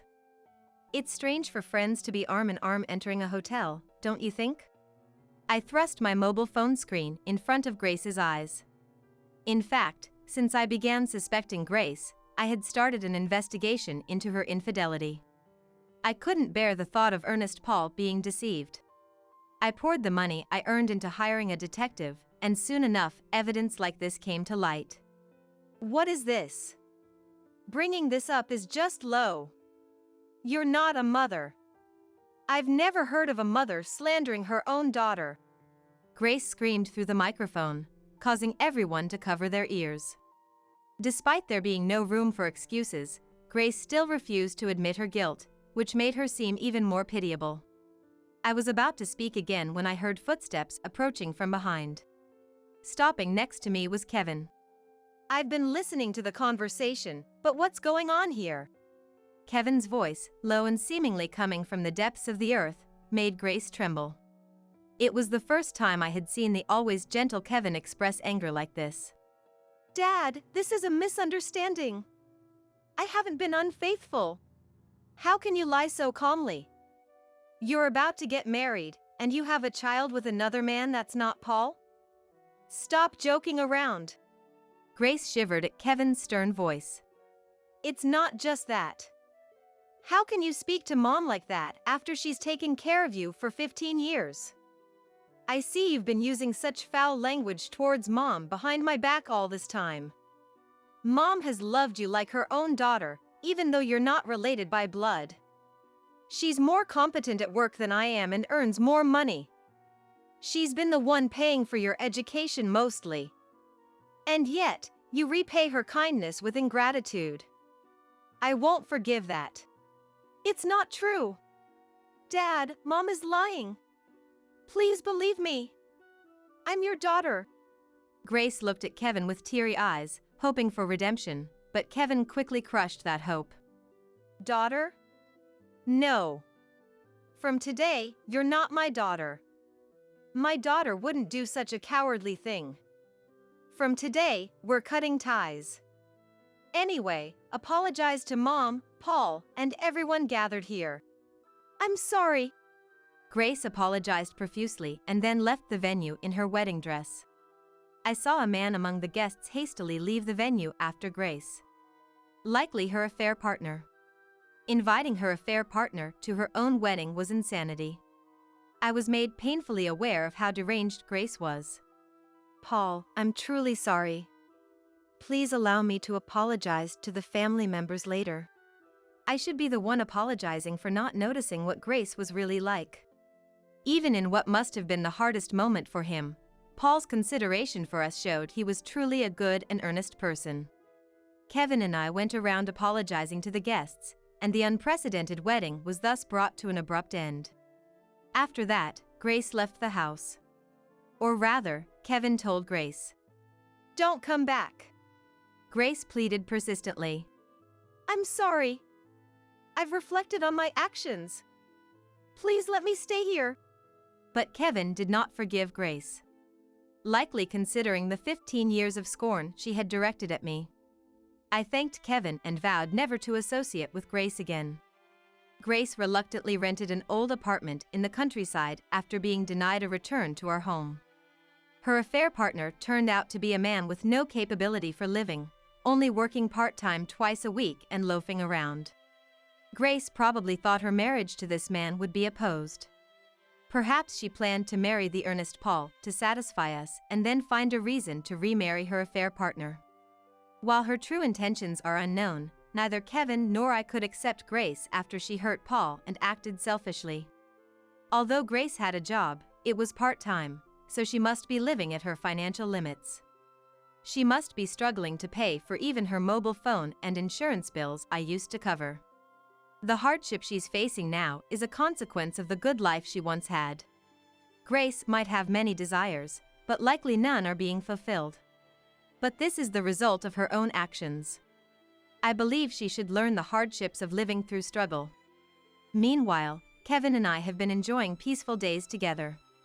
Kevin chose me, his wife, over his biological daughter. Kevin says, "Of course. I truly respect you, Stella. Let's continue to support each other. I'm truly happy, and Kevin, who diligently takes care of household chores, is a wonderful husband. I feel nothing but gratitude for our happiness." We've actually continued to stay in touch with Paul. Paul, once depressed by Grace's betrayal, seems happy with a new girlfriend recently. Though we should have no relation to Paul anymore, he seems to like us and occasionally invites us out for meals like a family. I wish to watch over Paul's happiness from afar. One day, I got a call from Dad, who lives on his pension. "Thanks for sending $30 every month. It helps with the cat's food." What? I've been sending $1,000 a month. Without missing a beat, I replied, and Dad, sounding puzzled, said, "Huh?" And then silence fell. I quickly checked the automatic transfer set up for Dad and pulled out my debit card to review the transactions. To my shock, the details revealed something astounding. That's when I finally understood the root of it all. It was the moment my decade-long trust in Timothy completely shattered. "Give me back all my money, now." I confronted Timothy as soon as he got home, but he just played dumb and was utterly unhelpful. However, his attitude fully opened my eyes. I was determined to expose his true colors and bring everything to light. As I glared at him, avoiding his provocations, he seemed to realize I was up to something and his expression turned serious. "My name is Lily. I've had a dream since I was a child. To become an astronomer and unravel the mysteries of the universe. Though not particularly good at studying, I excelled in science and math, leading me to choose a science-focused high school and later, a faculty of science and engineering in college. During my college years, I engaged in various experiments, observations, and research with my professor, and my only career choice post-graduation was a research institute. However, I soon faced a harsh reality. Unfortunately, a research career alone wasn't enough to live on, so I ended up working at a regular company, becoming an employee. Here, I used my knowledge to get ahead of my peers, and that's where I met Timothy. He was 4 years my senior, holding a section chief position at the time. Mature and guiding, I was drawn to Timothy and initiated the relationship, leading to a smooth married life. We were blessed with 2 children, Donald and Sophia. Now, Donald is 18 and a senior in high school, while Sophia is 16 and a freshman in high school. Both attend schools far from home and live in dormitories. So, it's just Timothy and me now, like before the kids were born. I was 27 when I had Donald, and I left my job then. It was possible to continue working, but having seen the struggles of balancing work and motherhood among my colleagues, I knew how hard it was. Timothy said he'd help, but he wasn't very attentive during my pregnancy, and he even missed the birth, citing a welcome party for new employees. No, to be precise, he showed up after Donald was born, red-faced and in high spirits. At that moment, I felt nothing but disgust. So, when Timothy said, "Don't worry. I'll support you too, Lily. Just focus on your job. We'll share the household and parenting," I could hardly believe him. And that's why I quit, a decision I never regretted. Firstly, Timothy never kept his word. Whenever Donald cried, he'd say, Hey, he's crying. Smells like a diaper, doesn't it? Oh, and we're out of milk. Maybe you should go buy some? His eyes were always glued to his mobile phone, not once looking at me or Donald. I couldn't have managed work in that state. The area we live in has fierce competition for daycare, and it's tough for working families to get a spot for kids under a year old. It's easier to get in from the toddler group, so I plan to return to work around that time. 2 years after Donald, Sophia was born. Even with Donald entering the terrible twos and Sophia being a newborn, Timothy still left all the housework to me. Hey, can't you help out a bit? Like, at least going to the store for diapers or milk? I'd ask, but Timothy would always respond, That's a mother's job, right? I'm the breadwinner of this family, earning our living. Let me relax at home, will you? Friends often told me to divorce him in such a situation, but if it were that easy, I would have done it long ago. If we didn't have a mortgage or car loans, and if we didn't have children, I'm sure I would have divorced such a husband without a doubt. But the environment still isn't easy for single mothers raising children. There are plenty of companies that outright refuse to hire you if you have kids. I know this because a friend of mine hit that wall and now, she and her 3 kids are on welfare. The more I thought about it, the more my feelings for Timothy cooled. If he sees himself just as a provider, then I'll think of him that way too. But I didn't want to make the kids feel bad, so I tried to keep a calm home environment without any arguments. Once the kids were older and things settled down, an acquaintance offered me a job as a teacher and a researcher at a vocational school. I was happy to finally pursue my dream of being a researcher, using the knowledge and experience from my corporate days. But Timothy didn't seem too pleased when I told him about it. The reason was simple. He was jealous that I would be earning more than him. You know, women are in a tough spot in society without a man. And yet, here you are, showing off. Can't you even consider your husband's feelings a little? I had an inkling, but Timothy was too proud of himself and was a bit frightened of women doing better than him. He was often harsh with the kids as well, and I had to step in to defend them. But I needed to work too, to save at least enough to send our 2 kids to college. I tried convincing him, but Timothy was just sarcastic about me working, and that's when our relationship really started to sour. Finally, when I was settled in my job and had a stable income, I brought up the subject with Timothy. Look, I don't think there's any point in us being a couple anymore. It's not good for the kids or us, right? So, I want a divorce.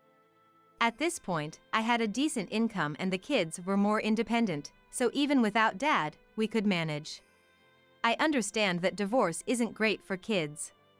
But I started to doubt whether me enduring everything was truly for their benefit. However, Timothy flat out refused to divorce, and even said, Having both parents is definitely better for raising kids. Kids from divorced families tend to behave badly, don't they? His basis for saying this was unclear. Probably just an excuse to guilt trip and keep me tied down. Still, I couldn't say everything Timothy said was wrong. Having both parents together is indeed better. That would be an undeniable fact. Kids are pure creatures, for better or worse. If any of their friends found out about our divorce, they might ask out of curiosity. I might be okay, but Donald and Sophia could get hurt. So, even when Timothy spouted his nonsensical theories, I couldn't talk back and ended up not being able to divorce. That's when I decided to change my perspective. Timothy might not be a great husband or father.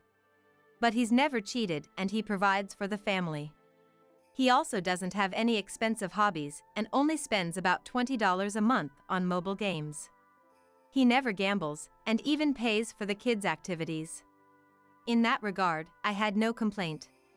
But his actions and words were often too much. To Donald, who he saw as his heir, Timothy would say things like, Listen, Donald. A man should earn as much as he can. Don't ever become a part-time worker. That's just laziness. You should earn more than women and be like me. You're going to be taking over the family, so be aware of that. Our family doesn't even have any grand achievements or history of being landowners.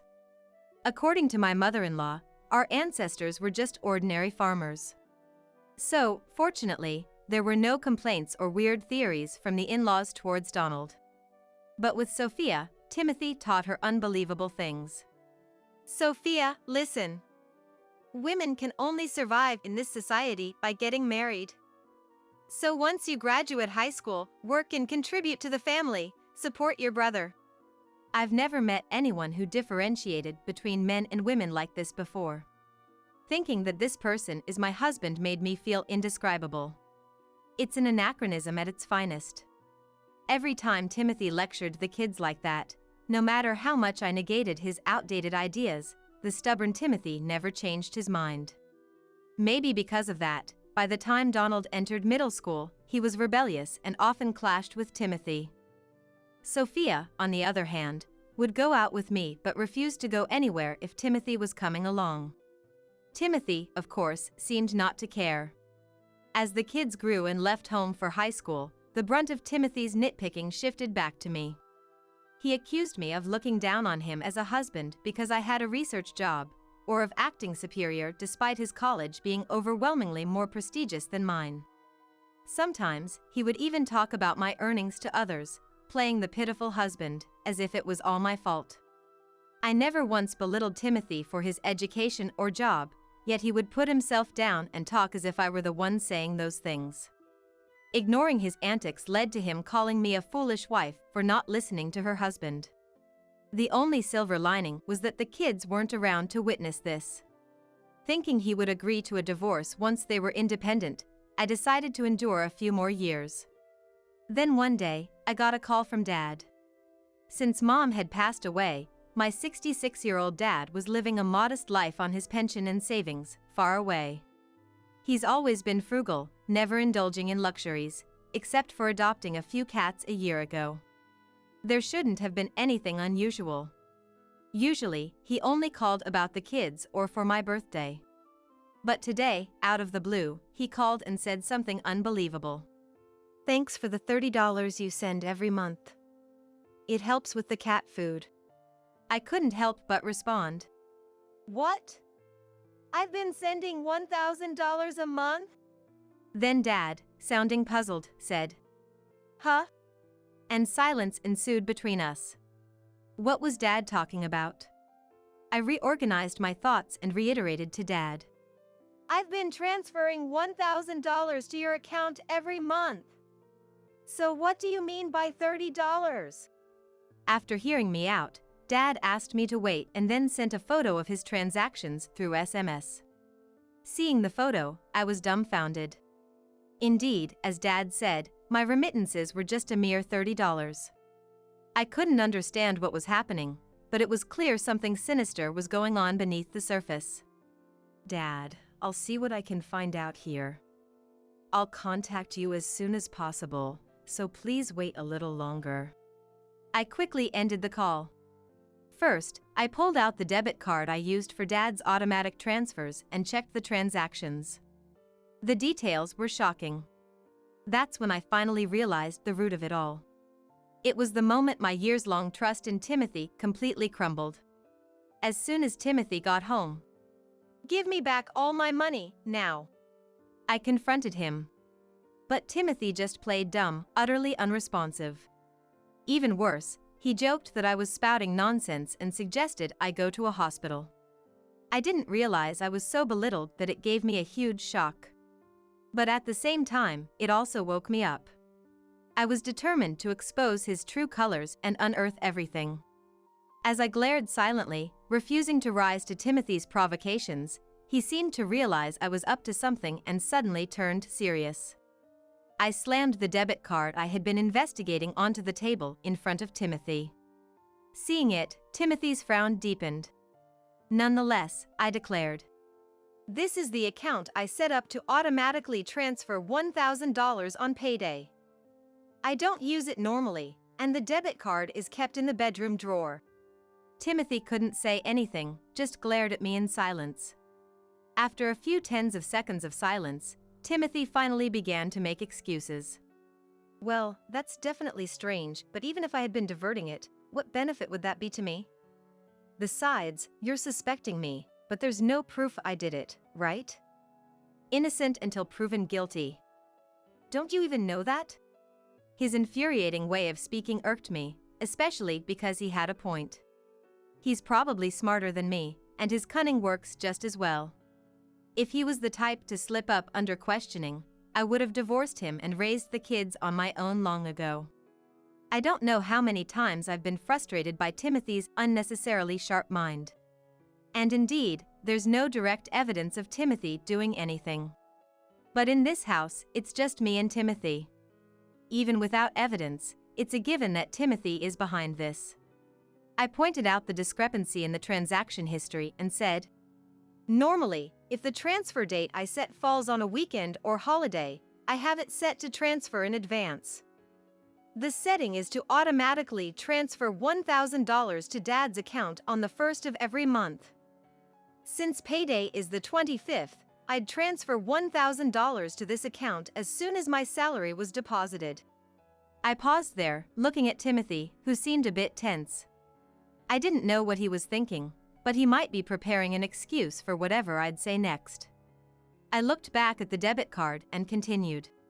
So if the 1st is on a weekend or a holiday, it transfers on the 30th or 31st of the previous month. Therefore, there should be no movement of money between the 25th and 29th. Yet, the day after I put in $1,000, only $30 is sent to Dad, and the rest is withdrawn. Doesn't it seem strange that there's movement other than the automatic transfer? Timothy stuttered for a moment, but then retorted with a laugh. Even if that's true, so what? Where's the proof that I took your debit card and withdrew the money? Even if I took nearly $1,000, what would I use it for? He had an infuriating smirk and a condescending laughter to go with it. I just stared at Timothy's face without saying a word, and thinking he had one, he suddenly became talkative. I earn decently and am not in need of money, something you, who gets the household expenses, should know best, right? And besides, I couldn't mess with those auto-transfer settings anyway. You know, as a researcher, you should be smarter than this. After rattling off his words, Timothy seemed pleased with himself, as if he had outsmarted me, and happily went to take a bath. Thinking he had beaten me in this exchange, Timothy must be really naive. Just the thought of his smug face falling apart made me want to laugh. Since he thought he had won, Timothy sang some indistinct song in the bath. And when Timothy came out, still in high spirits, I greeted him with the biggest smile. He looked surprised. What now? You still have something to say? And stepped back. I presented him with a printout of my SMS history. What's this? I asked sharply, and Timothy froze. In fact, when Dad sent the photo of the debit card, I was surprised to find unfamiliar SMS exchanges before it. I rarely use SMS. And when I do, it's mostly for login confirmation codes. I usually communicate with colleagues, friends, and kids via free messaging apps or SNS messages. That's why I hadn't noticed these exchanges, and Timothy must have cleverly chosen SMS for this reason. A conversation between Dad and me from about 10 months ago that I didn't recognize. The messages were sent under my name, but I wasn't the one who wrote them or talked to Dad. Needless to say, it was Timothy. Hey, this is you identifying yourself, right? This is Timothy, Lily's husband. How are you? Why did you contact Dad from my SMS? If you wanted to talk to him personally, you could have just asked me directly for his contact, right? As I pressed him with a smile, Timothy's triumphant expression disappeared, replaced by panic. No way, you don't use SMS, how did you find out? He was clearly flustered. His reaction made it obvious he had tampered with my mobile phone to contact Dad. Let's see, what's this? Actually, Lily is hospitalized and needs money, so we can't send you the usual amount. But we know you have cats, so we thought at least we could help with the cat food. We'll have to reduce the amount, but we'll continue sending. I read the message aloud in a monotone, and Timothy started to apologize. There's a deep reason for this.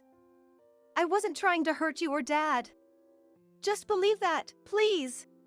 He briefly apologized, then began to explain. He knew that I sent $1,000 every month to Dad and had agreed to it. But suddenly, Timothy needed money and thought of using this $1,000. Since he didn't have Dad's contact details, he couldn't ask him directly, and even if he did, there was no way he could ask him to slide the $1,000 over to him. So, Timothy pretended that I was sick to gain Dad's sympathy and understanding. He knew how to unlock my phone and probably sent that SMS while I was in the bath. Dad, being kind, must have believed that SMS. The reason I didn't get any worried calls from Dad was also Timothy's doing. He had told Dad that my treatment was tough and I needed some space. So for the past 10 months, Dad hadn't contacted me. Today he must have called because enough time had passed, and he chose a neutral topic like cat food. You can't get away with this anymore. It's been 10 months, so you've stolen almost $10,000 from me. Give it back to me right now. I demanded, but Timothy broke down, saying it was impossible. He had already spent it all, paying off a secret debt. After calming down, I asked Timothy, "Can I trust you?" He nodded earnestly. Looking at him, I warned, "If you betray me again, I'll seriously come after that $10,000. You better be prepared." Timothy nodded, trembling. He probably thought the conversation had ended there, and he appeared utterly relieved. Recently, Timothy had been extra nice, coming straight home without detours, even bringing home some cake from my favorite bakery. Though I couldn't believe how unaware he was of his own suspicious behavior, I had been quietly working on something else. When the time was right, Timothy was in for another shock. One day, as he came home in a good mood, I pointed to the living room table. Confused, Timothy looked and froze. There, filled out with my details, was a divorce application form. What's this? We already settled the previous matter, right? I told you I'd start paying you back gradually. Lily, you forgave me, didn't you? He said with a forced smile. I laughed derisively, like Timothy used to, and declared, "Did you really think that was the end?" Timothy, looking distraught, didn't answer, so I pulled out several documents from a drawer. Seeing them, he turned pale and let out a small scream. "So, you cheated, got her pregnant, and instead of marrying her, you agreed to pay child support. I'm astounded by your shamelessness." Timothy never seemed to be in financial trouble, let alone needing to borrow money. I've been funding our children's education entirely, planning to use Timothy's earnings for living expenses and our retirement. Even though I earn a decent amount now, Timothy, as a department head at his company, should be making a good salary too. It was baffling why he would need to borrow money. My woman's intuition told me he was either funding an affair, a club, or someone else. Being someone who acts immediately upon deciding, I hired an internet detective for this situation. The detective provided photos of Timothy occasionally visiting a woman and handing her money. Further inquiries revealed she's a single mother now, raising a child.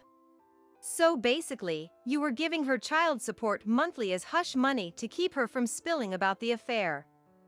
But she demanded $2,000, including living expenses. Thinking $2,000 was too much, you had the $1,000 I sent to Dad and stole it, right? I stated calmly, and Timothy collapsed on the spot, making excuses. It's not like that. It wasn't my intention. I don't deserve to end like this. Why is this happening to me? Seeing Timothy like that, I sighed and simply asked him to sign the divorce papers. Timothy clung to my legs and pleaded, "Please, don't divorce me. I can't imagine what others would think of me at this age. And the kids might not want to see me anymore. I can't stand it. It's too hard. Please, I'm begging you." I refused with a smile, saying, "If you don't sign, I'm fine with taking this to court." Realizing he had no chance, Timothy signed with trembling hands. But this wasn't the end. The other woman needed to be punished too. Just asking for alimony in the divorce court seemed too lenient.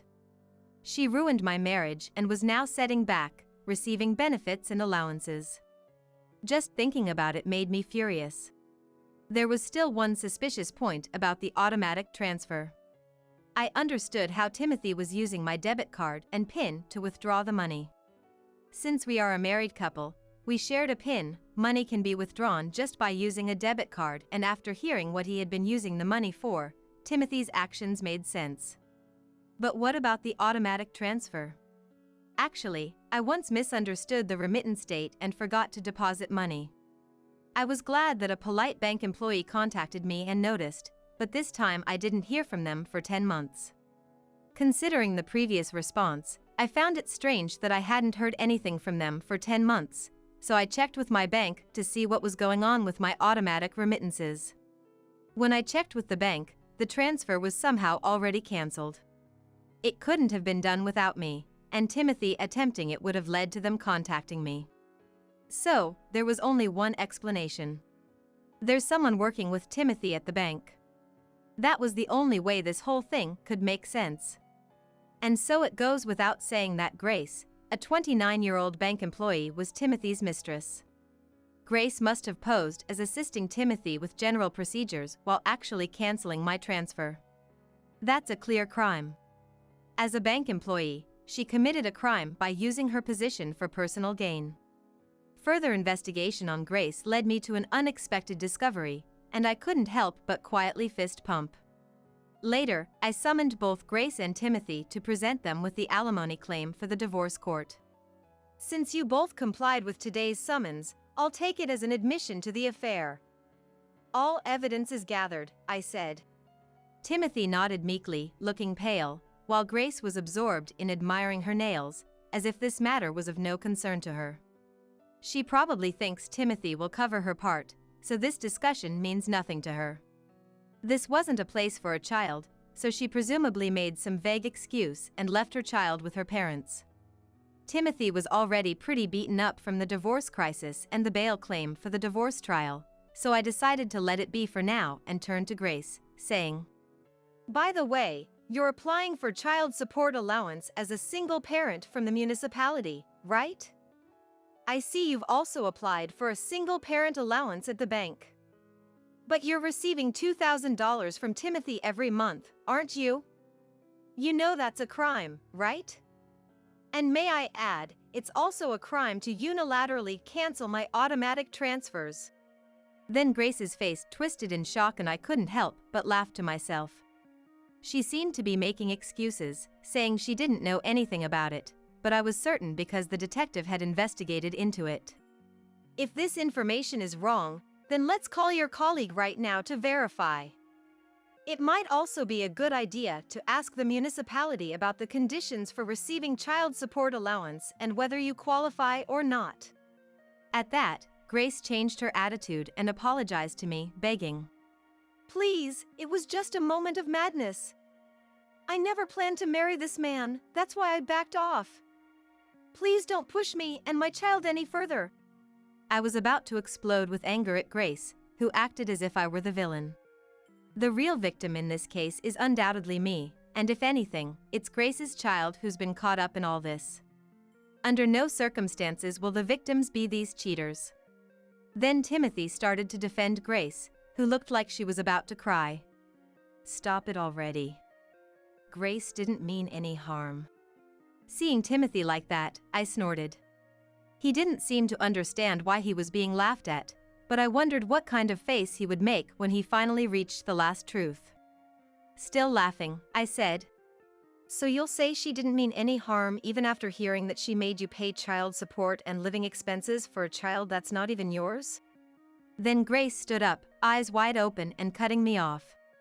"Stop it! No more!" But Timothy, showing his pointless intelligence, went on and asked, "Wait, so, that child isn't mine?" Grace's face twisted, and Timothy seemed clueless. The detective had found out that Grace was getting money by claiming another man's child as Timothy's, and she was also receiving $500 a month in child support from the child's real biological father. It cost quite a bit to find all this out, but I think it was worth it to gain something much bigger. Timothy, who thought he had a perfect life, is now facing hell, and I'm sure now Grace will be joining him too. I was feeling great, but Timothy and Grace's aura was dark and heavy. But it's their own responsibility.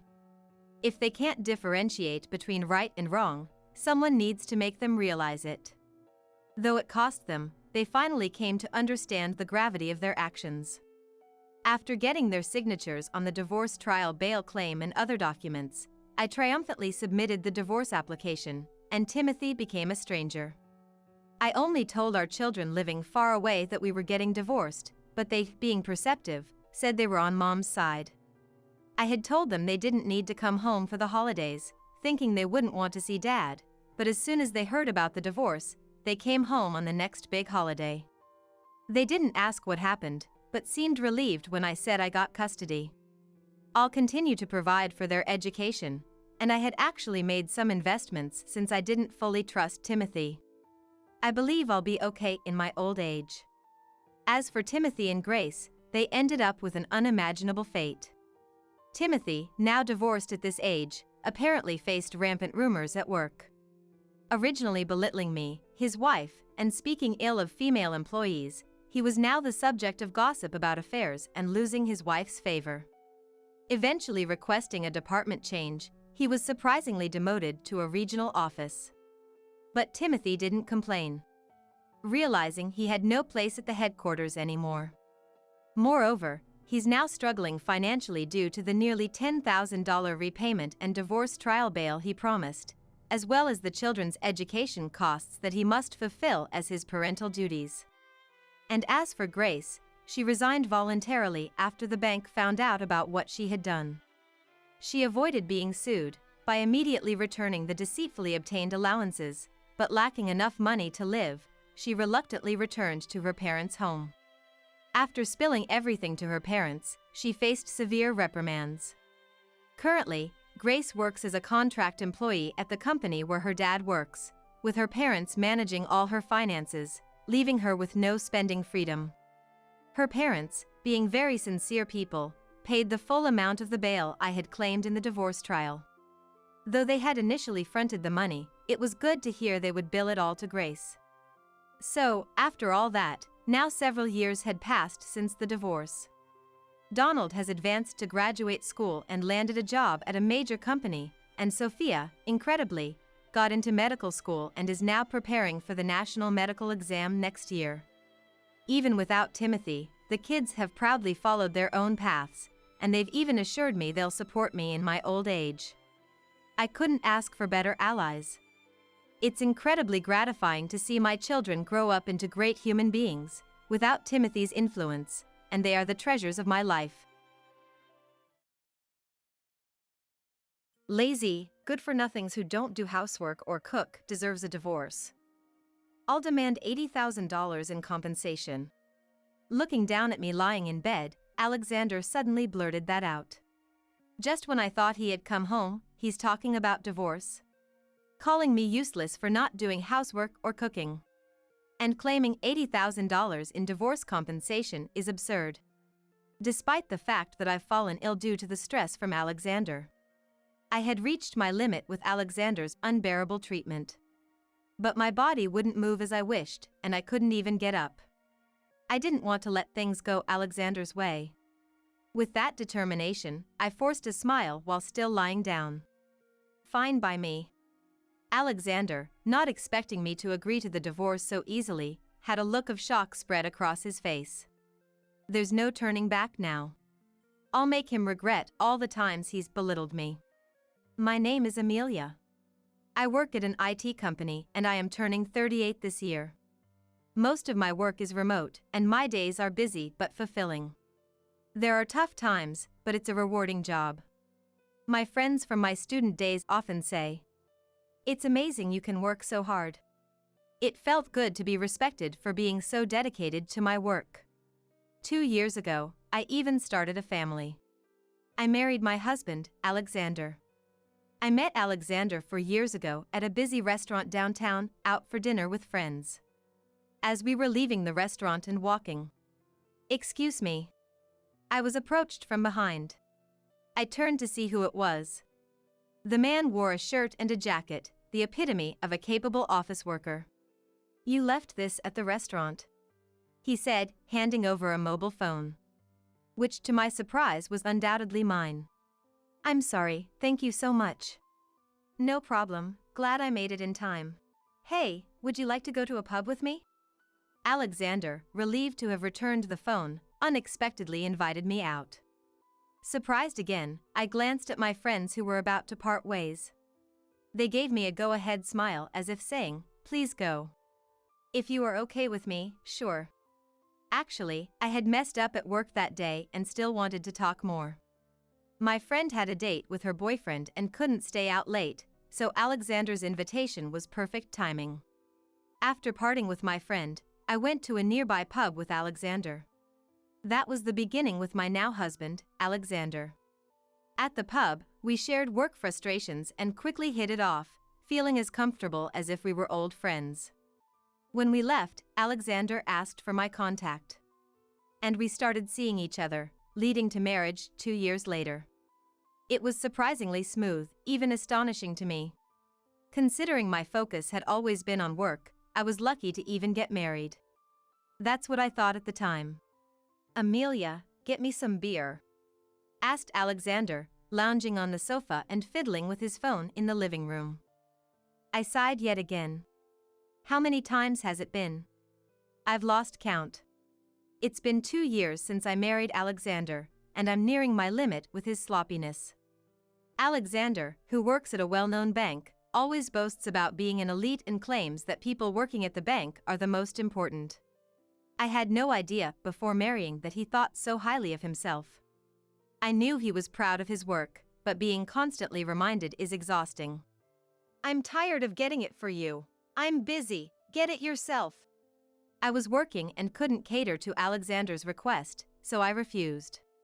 Then Alexander, scratching the back of his head, said in annoyance, "You call remote work busy? I had all sorts of tasks at the office today and I'm exhausted." He scolded. "Just because it's remote work doesn't mean it's easy." Even when I retorted, he would shoot back at me with sarcasm. "Anyone can say that. You can take breaks whenever you want." I got tired of arguing back and silently stood up from my chair and reluctantly went shopping. "Here, I bought the beer." Alexander didn't thank me for shopping, nor did he pay for it, just silently taking the beer. Then he was absorbed in his phone again. This is more like master and servant than husband and wife. Why did Alexander marry me? No, why did I marry Alexander? I sighed. It goes without saying that Alexander left all the household chores to me and did none himself. As a dual-income couple, I once suggested we share the chores. Share the chores? Don't joke. You're always home, Amelia. It's only natural for you to do them. He laughed it off.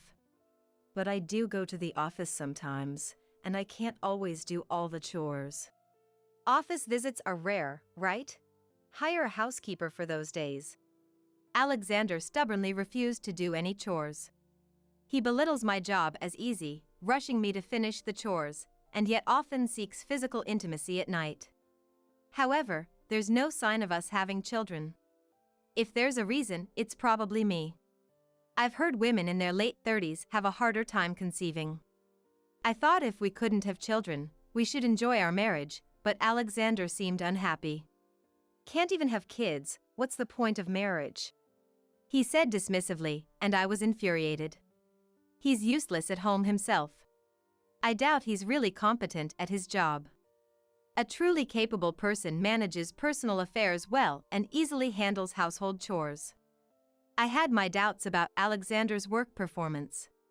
Speaking of doubts, in the past few months, Alexander's return home had been noticeably later than usual. I don't know about the busy season in banking, but when I comment, "You've been busy lately. Unlike you, my job is tough," he would just respond so and nothing else. Suspicion was inevitable when he continued coming home past midnight for months. I naturally suspected infidelity.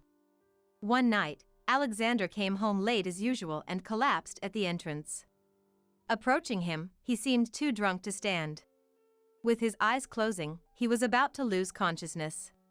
Sighing, I moved to unfasten his tie, and then Alexander muttered, "Hold up, Victoria. Come on, just a little longer?" Hearing that sweet, melting tone, I was shocked. Victoria? Who's that?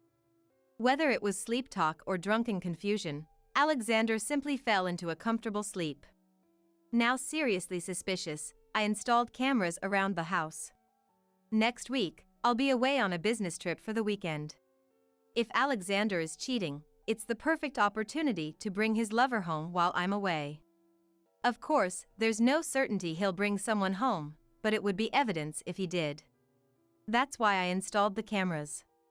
A week later, with an oblivious face, I said, "Well then, I'm off on my business trip." To which Alexander waved smiling. "Have a good trip." His face looked too happy, and it angered me. 2 days later, returning from the trip, I immediately checked the camera footage. Sure enough, there was Alexander, bringing his lover home and into our bed. I couldn't watch it all, it made me nauseous, so I stopped midway. But this was clear evidence of infidelity. I clenched my fist, almost crushing the camera. This was unforgivable. There's a limit to how much he can mock me. Did he think this would be forgiven? Once it was certain Alexander was cheating, I was filled with anger and sadness. Afterward, each time Alexander insulted me about the food or the dirty floor, my stress built up. I was contemplating when to tell him about the divorce, but my work suddenly got busier and I lost the right timing.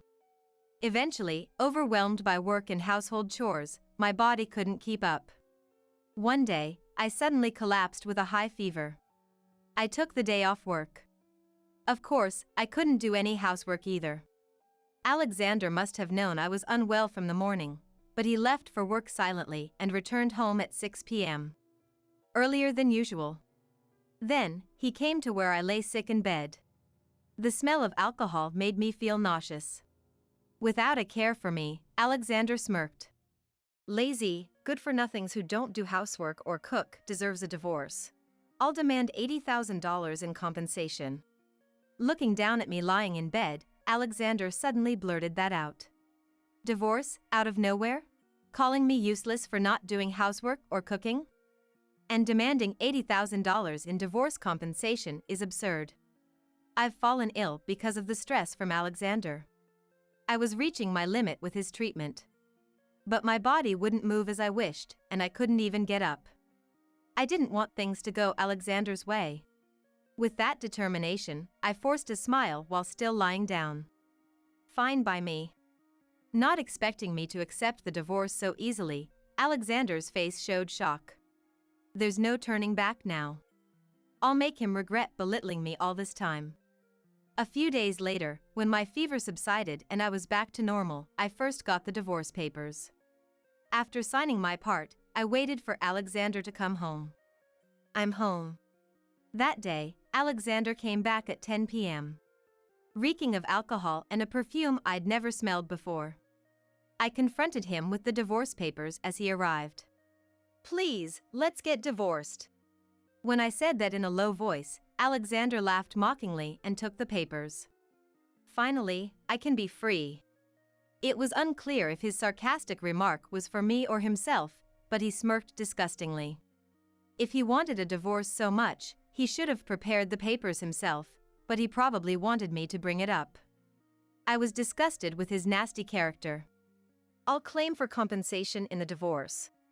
Thinking Alexander pathetic for expecting compensation after cheating. I didn't say anything there, just silently watched the divorce proceedings. The next day, I submitted the divorce papers and was finally free from being Alexander's slave. The divorce ended anticlimactically. But just divorcing Alexander wasn't enough to forgive him. I decided to take action for revenge against Alexander. Over several days, I packed my belongings. I was leaving this house. It was a used apartment we bought when we married 2 years ago, but I wasn't attached. So, I decided to leave myself. Don't ever come back. Alexander watched me pack, laughing with glee. He was probably planning to live with his lover in this house once I left. A nauseating thought, but the footage showed Alexander was quite smitten with his lover. Ignoring Alexander's words, I left the house with my belongings. Phew. At least now I'm free from Alexander's abuse. I sighed in relief. I immediately went to a real estate agent and got introduced to a property I could move into right away. It was a bit small, but the rent was cheap and it was a nice women-only apartment. I quickly finalized the contract for the apartment. I'd have to live in a hotel for about a week until I could move in, but that was fine. Afterward, I finished some procedures at the bank and checked into the hotel. All the while, I was plotting my revenge against Alexander. And the plan I came up with gave me goosebumps. That's it. This is the only way. Imagining Alexander's astonished face made me almost laugh. Just watch. Don't think this is the end of the matter. The next day, I immediately set my plan into action. I felt bold for what I did. After finishing the work, I was satisfied. Afterward, life went on peacefully without any incidents.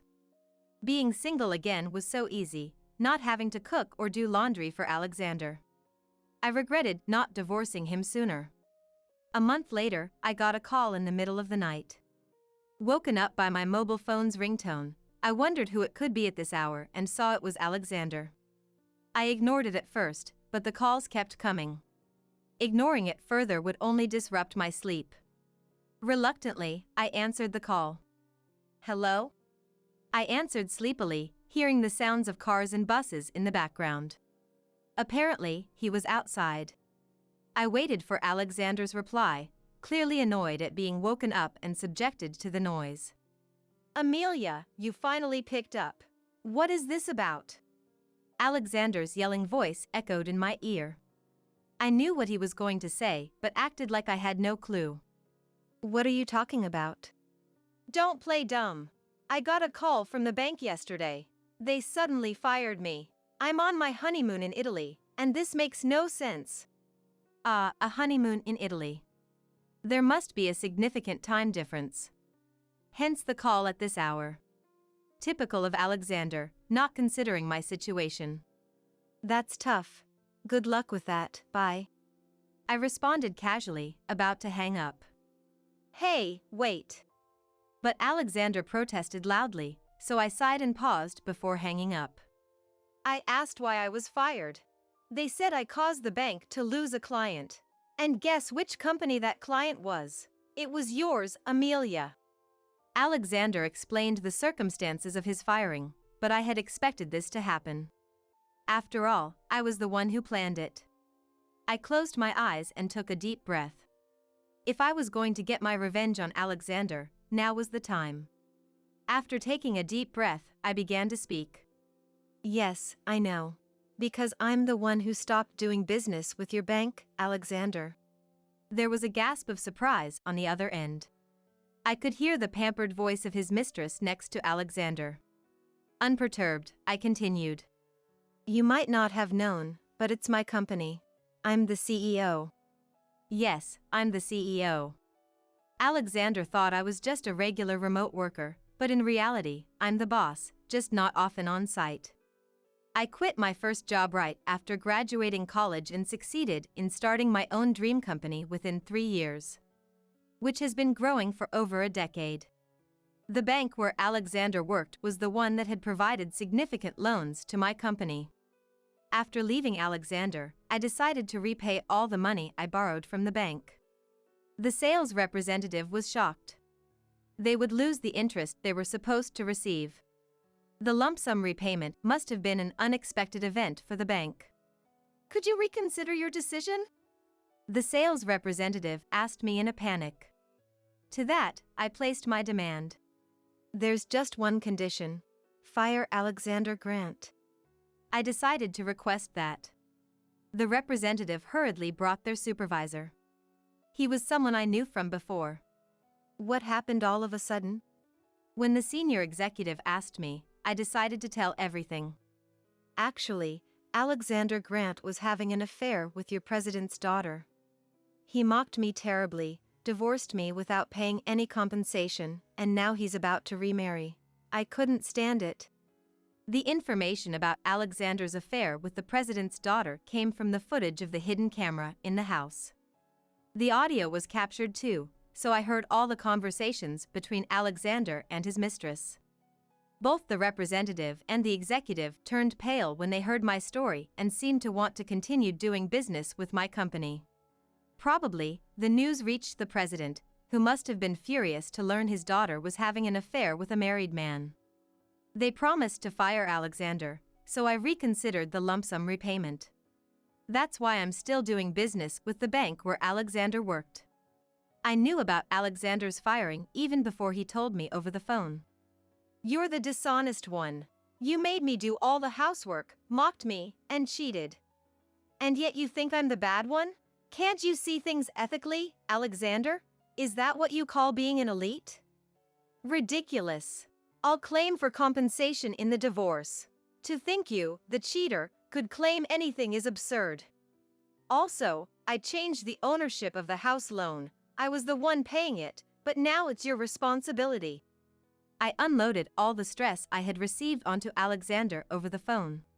What? Alexander seemed unable to counter my justified argument. But then, a weaker voice than before came from the other end of the line. Please, forgive me. Spare me the divorce compensation. And the house loan too. Victoria is pregnant. I can't imagine being in debt when the child is born. I've been fired and am at a loss. Please, let me off the hook. Alexander's pathetic apology only made me sigh. I felt stupid for enduring this man for 2 years. Forgive? There's nothing to forgive. I want nothing to do with you, Alexander. The compensation is a settlement. This is all your fault, isn't it? Why should I have to put up with it? I won't talk to you again. You can keep running away in Italy for all I care. Goodbye. Ignoring Alexander's plea to wait, I hung up. He should be grateful I even answered his late-night call. Sighing, I went back to bed. I probably won't talk to Alexander again. I can live my life without any connection to him. Later, after Alexander and his mistress returned from Italy, my lawyer claimed the divorce compensation. Alexander had apparently spent a lot of money on his mistress, leaving almost no savings. The mistress, being the president's daughter, was scolded and disowned by her father. So, they couldn't rely on her parents' money and had to go into debt. Finding a new job was difficult for Alexander, as his recent scandal was widely known. Though he always claimed to be an elite banker, I heard he often slacked off at work, affecting his performance. For the company, it was a perfect excuse to fire him. Alexander and his mistress are now living off part-time jobs. With her being pregnant, she won't be able to work soon. I doubt Alexander can support 3 people on his own. Well, they deserve to struggle as far as I'm concerned. Meanwhile, my business is thriving. And I received a larger loan from the bank where Alexander worked. My salary has increased, and I'm planning to buy my own house. Building my own home has been a dream for a long time. And I'm looking forward to it. I may have lost a husband, but I have friends and supportive business partners. I'm in an incredibly fortunate situation and am ready to continue working hard.